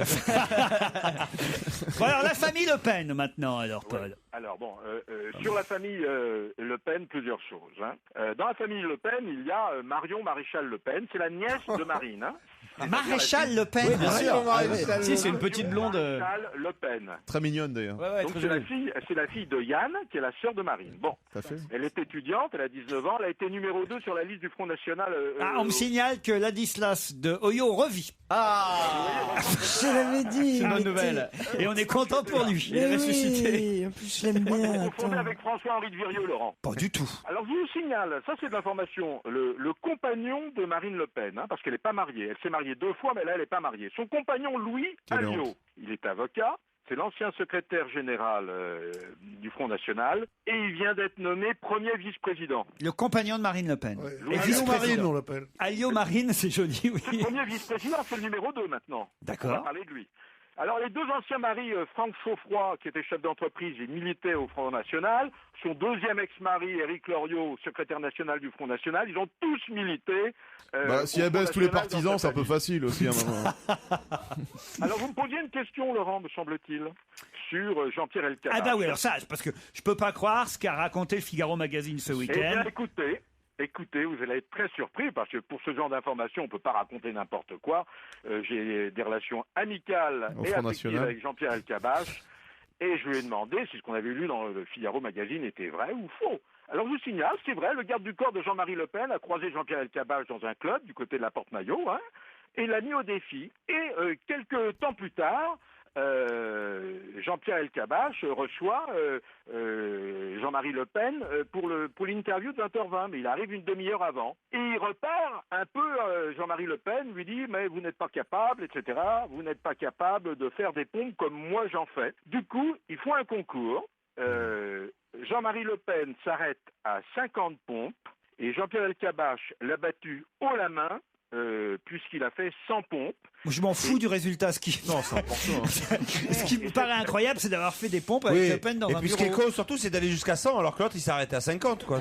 La Tunisie, maintenant, Paul Vermus. Les politiques qui ont passé des vacances récemment en Tunisie et qui trouvaient le président Ben Ali très bien. Mais ils ont tous trouvé le président Ben Ali très bien. Alors Frédéric Mitterrand, qui possède une maison à Mamet, il y était il n'y a pas longtemps. C'est un ami du président, il est reçu au palais. Bertrand Delanoë, il a une maison à Bizerte.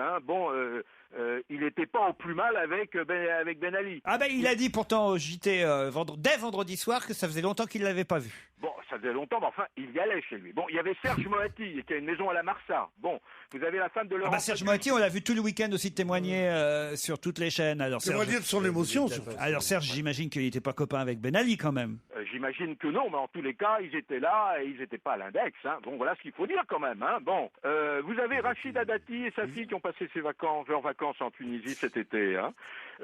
Avant d'aller au Maroc régulièrement, Jacques Chirac était régulièrement l'invité du consul de la résidence du consul de France à la Marsa.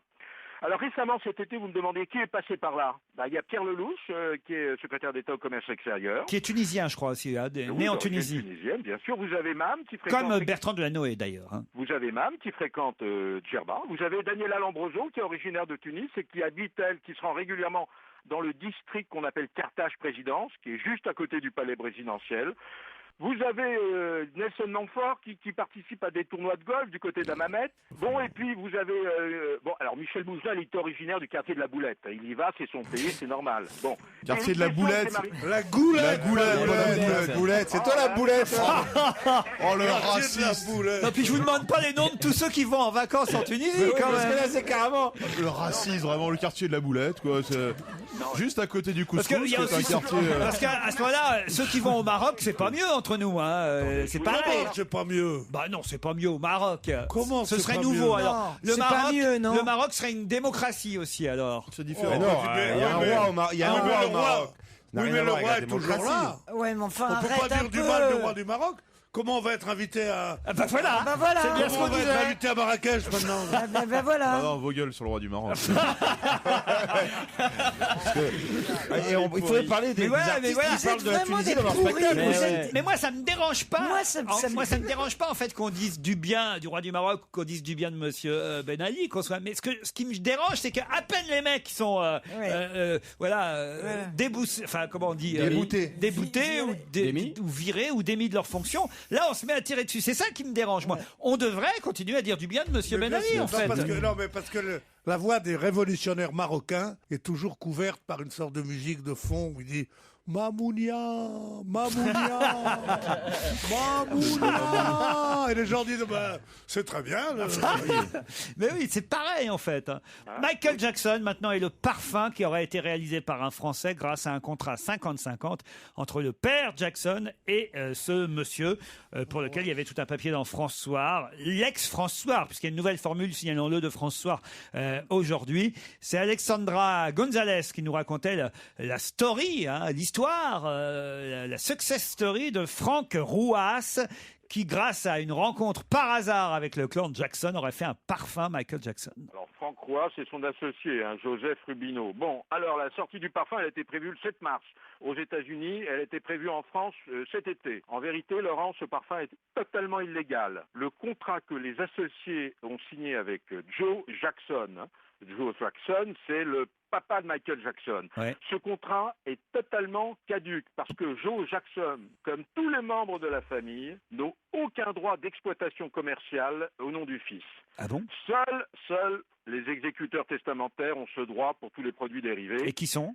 Et qui sont des administratifs, des patrons de multinationales, de sa maison, et les enfants qui n'ont rien à voir avec la famille et qui gèrent pour la famille.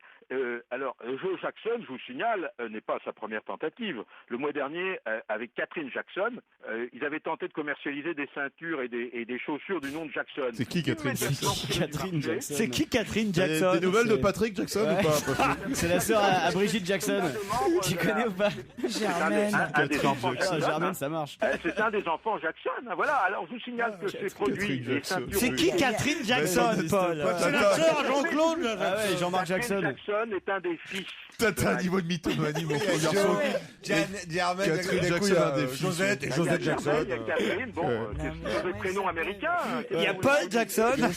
Et alors, il y a une autre chose encore, Laurent. Oui, très vite, parce que notre invité d'honneur est arrivé, Paul. Les actionnaires français qui avaient racheté ça, qui voulaient lancer ce parfum, ils ont dit très officiellement, on va donner 10% des ventes à la fondation Michael Jackson, The World Foundation.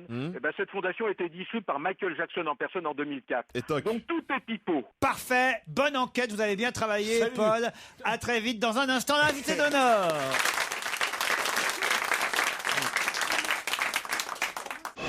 Europe 1, on va se gêner. Attention, voici le moment de découvrir Qui se cache dans la loge d'honneur?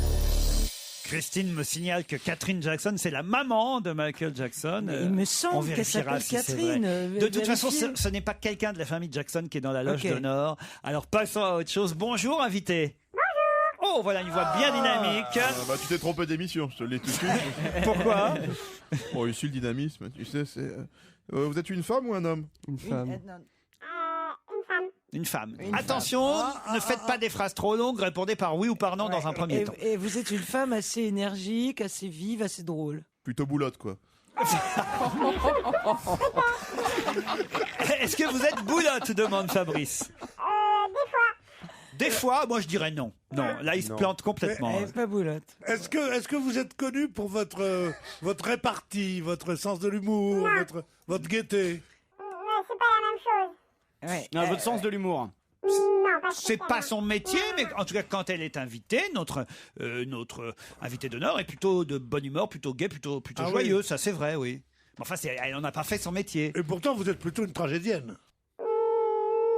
Non plus. On voit plus dans des boulevards, en fait. Non, est-ce que vous êtes comédienne? Oui. Est-ce que vous êtes jolie? Pardon? Des fois, D'accord. oui. Ça dépend si elle est boulotte ou pas. En fait. Est-ce que vous avez... Moi, je peux vous dire, elle est plutôt jolie. D'accord, allez, on se met aux questions alors. Est-ce que vous avez reconnu le premier indice? On l'a pas passé. Mais il n'est pas passé, indice. Très bon, c'est un piège, mais lui dites pas, c'est un piège. Voilà, non, c'était pour faire rire le public, c'était pas pour vous en fait. Hein. Vous avez plutôt la pommade? Est-ce que vous avez une relation particulière avec une des personnes de cette équipe? Vous avez plutôt la poletteuse? Il est dermatologue.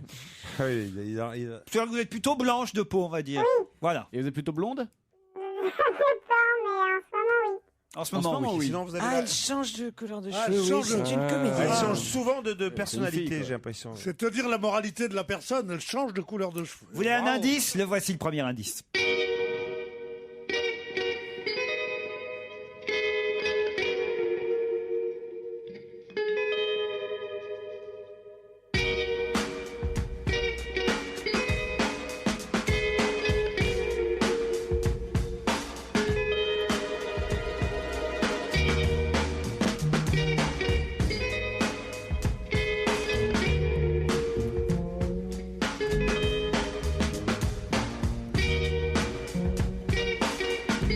Alors Gaspard, maintenant vous pouvez poser la question à l'invité. Vous avez joué dans Jackie Brown? Non, mais avez-vous reconnu cet indice? Non. Ah bah je vous expliquerai. On alors, dirait tout une à musique l'heure. de Tarantino. Ah, une musique de Tarantino, non. C'est pas ça? Mais Non. c'est du Merde. ukulélé, non, qu'on entend? Oh, sans écouter, je vais pas vous c'est la analyser guitare. tous les C'est instruments. une musique de film. Oui, c'est une musique de film. Ah ouais, mais d'un film qu'on connaît vachement en plus. Vous avez beaucoup pleuré quand on vous a refusé ce rôle? Vous êtes marié à quelqu'un de célèbre? Non. Est-ce que vous vivez en France? Est-ce que vous êtes Vous êtes française? marié? Est-ce que vous êtes marié d'abord? Oui. Est-ce que vous êtes française? Non. Ah. Est-ce que vous... Ah, vous n'êtes pas française. Est-ce que vous êtes en règle au niveau carte de séjour, tout ça? Oui. Merde alors. Vous êtes dans l'Union Européenne? Ah, vous êtes espagnol? Ah bah non. On va pas faire tous les pays. Non, on va faire Non. tous les pays. Vous avez une activité à la télévision? Mais vous vivez en France, on est d'accord? Oui. Vous avez des enfants? Un enfant. Est-ce que vous avez fait l'amour depuis 3 mois? Oui, dit-elle. Ah, Un quel- indice supplémentaire.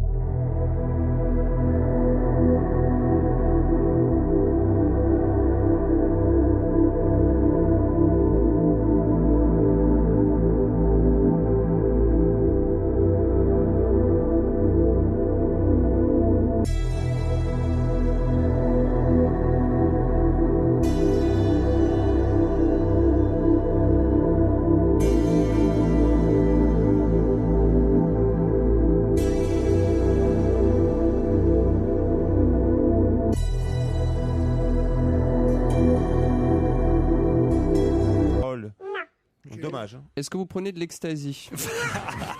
Est-ce que vous aimez ce genre de musique, le heavy metal? C'est quoi? C'est la langue, l'indice? Entre autres. Ah oui, d'accord. Est-ce que vous venez d'un pays en forme de botte? Êtes-vous italienne? Non. D'autres questions après la pub.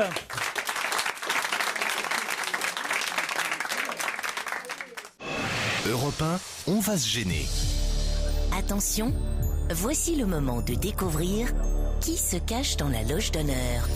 Christine Bravo vient d'expliquer à Fabrice Eboué que Vidal Anoche c'était espagnol et pas italien.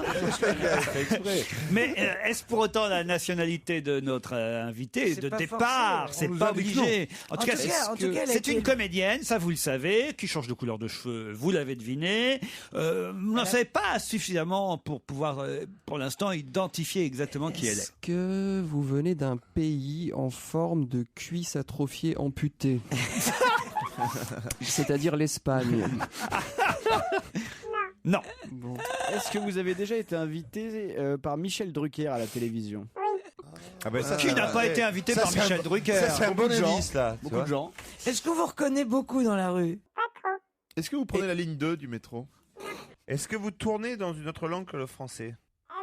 Oui, tiens, d'ailleurs, voici un indice supplémentaire. I talk to the trees, but they don't listen to me. I talk to the stars, but they never hear me. The breeze hasn't time to stop and hear what I say. I talk to them all. Vous avez reconnu cette voix, invitée? Très bien. Est-ce que vous êtes, vous marié même à un grand patron français? C'était Salma Hayek, mais je me suis dit c'est pas du niveau de l'émission. C'est pas du niveau de l'émission. Ah, dites, notre invité est très prestigieux. Est-ce qu'elle est connue? Est-ce que vous avez déjà joué une bonne sœur au cinéma? Oh, bravo, Titoff. C'est Whoopi Goldberg. Est-ce que vous avez joué dans Les Gendarmes? Qu'il est con. Alors, elle est très modeste. Attendez. Titoff a trouvé notre invité. Elle a été très modeste depuis le début de. Est-ce que vous avez joué dans un film sur la résistance? Ou sur la guerre de la dernière guerre mondiale? Oui ou non? J'ai trouvé. Alors, ils sont deux à avoir trouvé, 3 avec Jérémy Michalak. Enfin, je savais pas Je qu'elle est pas... vérifie. Si je vous dis Michel Delpech. Ah bah, Michel Delpech, c'est même l'indice numéro 7. J'avais des...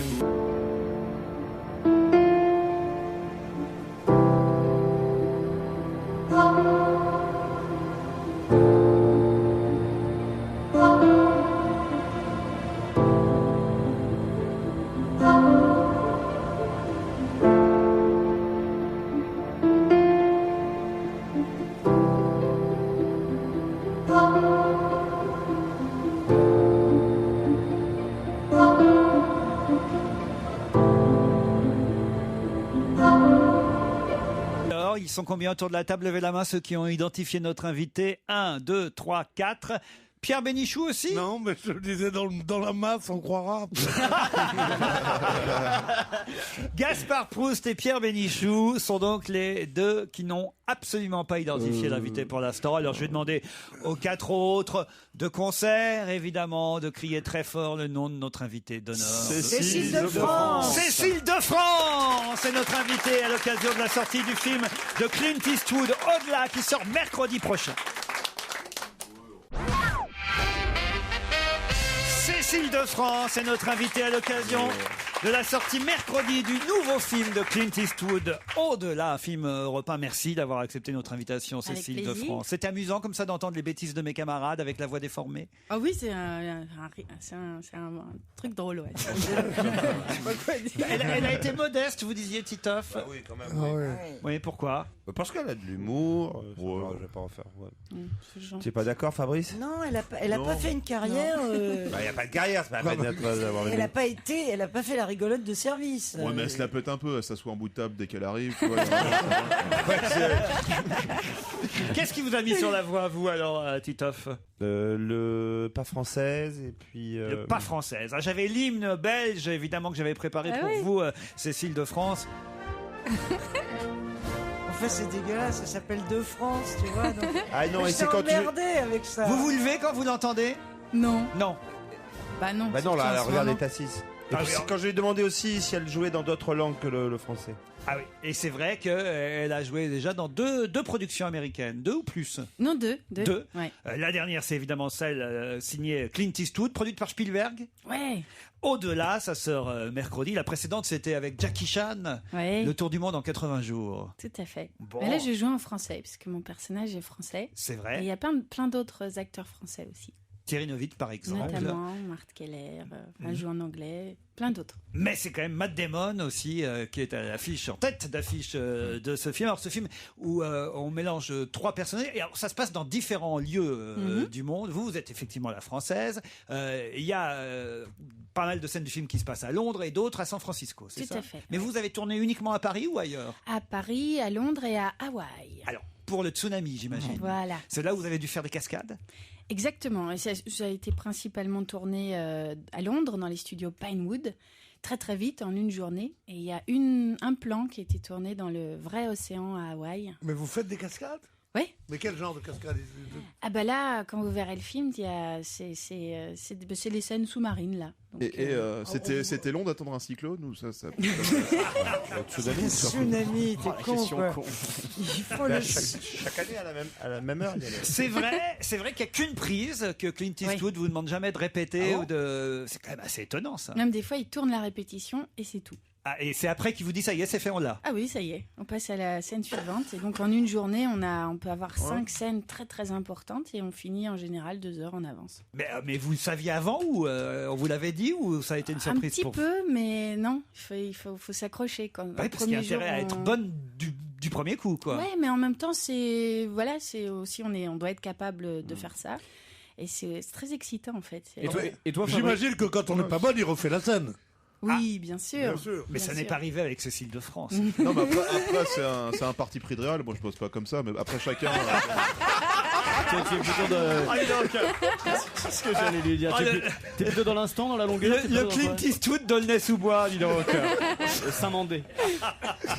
Le Clint Eastwood de Saint-Mandé. C'est plus chic. Fabrice Eboué. Quand même si effectivement vous jouez une Française, on peut quand même être fier d'être à l'affiche d'un film réalisé par Clint Eastwood. Énormément. Parce qu'il vous a quand même choisi parmi d'autres Françaises. Oui, voilà, j'ai passé des essais. Lui était pas là, et puis les directeurs de casting m'ont envoyé la cassette et quelques semaines après, j'ai eu cette réponse. Alors voilà, on veut comme d'habitude juste les noms des autres comédiennes.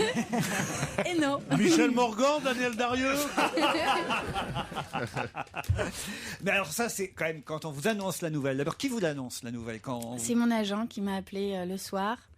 Et c'était incroyable. En plus, je m'étais dit vraiment que c'était pas moi, parce que c'était trop de chance dans une seule vie. Ça allait être autour de quelqu'un d'autre, d'avoir... C'était quoi la première chance? Ah bah déjà tout ce qui m'est arrivé jusqu'à présent. De faire ce métier déjà. D'avoir pu tourner avec des réalisateurs géniaux. C'est le talent, ça, c'est pas de la chance. Ah quand même un peu. Mais bon, je sais l'entretenir cette chance, donc voilà, je suis pas faussement modeste, mais si, j'ai eu de la chance dans ma vie, beaucoup. Et vous préparez beaucoup, paraît-il, les rôles. Alors, ah oui, ça c'est un grand bonheur. En général, la production vous met à disposition quand même... je sais pas, une cascadeuse, un prof de guitare, un prof des flics qui vous apprennent à tirer. Enfin, à chaque fois, c'est passionnant de pouvoir... Prof de guitare, c'était pour Sors Sourire, oui, par exemple. Oui. Nageuse, c'était pour le film Le Secret, par exemple. Voilà, ouais. Et là, alors, vous êtes mis dans la peau d'une journaliste française, genre une Claire Chazal, une Anne Sinclair. Oui, Claire Chazal a été un de mes modèles. Et avec pour le film, hein, parlons. Voilà, pour le film. Et avec la costumière, il y avait d'ailleurs un panneau avec des photos. Et elle était dessus, si je me rappelle. Mais vous n'avez pas bossé du tout avec des journalistes aussi, non Non, pas trop. J'ai été voir des médecins. Moi, elle m'a pris ta vanne, moi, Fabrice. Dans le secret, c'est absolument formidable. En mannequin, championne de natation et tout ça.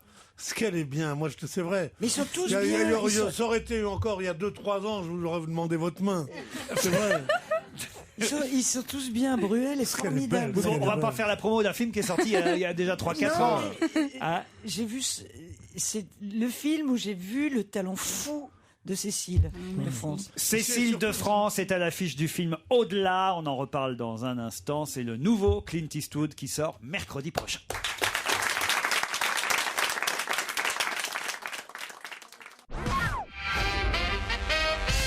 C'est Cécile de France qui est notre invitée jusqu'à 18h. Alors j'aimerais qu'on réécoute évidemment cette voix incroyable que vous avez identifiée tout de suite, mais que mes camarades, eux, c'est Clint Eastwood qui chante. Non. Je savais pas qu'il chantait aussi bien. C'est son fils qui chante, c'est pas son fils. Non. C'est lui qui chante. I Talk the Trees pour le Western Gold Fever. Il chante vachement bien. C'est très Sinatra. Mais oui, mais il chante vachement bien. Mais c'est le mec qui sait tout faire, c'est insupportable. Il est sympa. Alors. Ah, c'est un amour. Ouais. Mais vraiment, c'est quelqu'un qui vous offre en plus une confiance absolue et qui vous entoure de bienveillance. C'est vraiment. Il y a des diffuseurs de parfums, mais lui, il diffuse de l'amour. C'est Non, un mais peu comme vraiment. moi. Vous avez... Oui, je ressens ça, oui, très fort. Vous Oui. n'avez pas remarqué, oui. Mais comment ça se passe? Vous allez boire des coups après le tournage? Le Clint Eastwood du 6e arrondissement, Pierre Bénichou. Ah putain, ça fait rêver. Là, on va boire des bières après le tournage. Ah oui, là, il paraît ils vont même boire que des coups avec, vous c'est lui avez fait goûter de la bière belge, c'est vrai? Ah oui, il était très content. Alors, je voudrais quand même qu'on revienne un instant sur votre carrière grâce aux indices que j'ai proposés à mes camarades et que je vous explique surtout la première musique que je vous ai diffusée. Ah oui, non, mais je crois que j'ai trouvé. C'est quoi? Qu'est-ce que c'est? C'est dans l'auberge Ouais, ce que j'allais espagnole. dire. Ah non, ça c'est les poupées russes. Ah, c'est les poupées russes. Merde. Voilà. Ah oui. Ah, c'est Poupées russes. Ah, Cédric Clapiche fait toujours des BO formidables. C'est la musique du film Les Poupées Russes. En revanche,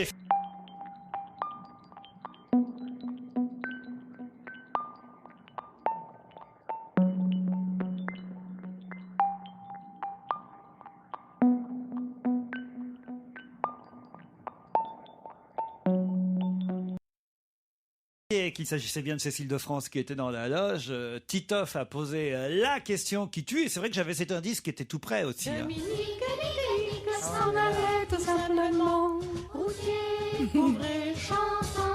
On aurait trouvé. Là. En touchant Ah bah oui. il n'a pas Faut dire que l'aurait trouvé, là, ouais. vous avez quand même déjà une... C'est pour ça que vous dites que Avec vous avez, ça, oui. vous avez de la chance, parce que vous avez quand même déjà, c'est vrai, elle a raison de le dire, il faut savoir le reconnaître, une belle filmographie, alors, aussi Mais parce qu'on oui. vous propose les bons rôles, mais Oui. encore faut-il savoir bien les choisir parmi tous les rôles qu'on vous propose. Comment vous faites le tri? Ah bah c'est des coups de cœur, on tombe amoureuse d'un scénario, après on regarde si le personnage est intéressant, si je vais pouvoir créer quelque chose, et puis après on se dit bah voilà, je vais passer 2 mois avec un réalisateur, il faut que je puisse m'enrichir de son univers.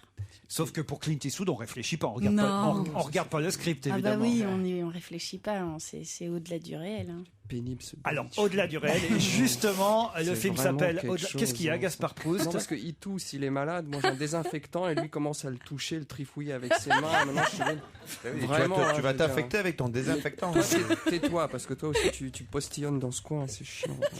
Vous pourriez peut-être vous intéresser à notre invité, Gaspard. Ah oui, super. Alors, Cécile de Minibus, en fait. Oh non, écoutez. J'ai vu toutes vos émissions et vraiment, alors, waouh! J'ai une belle poitrine.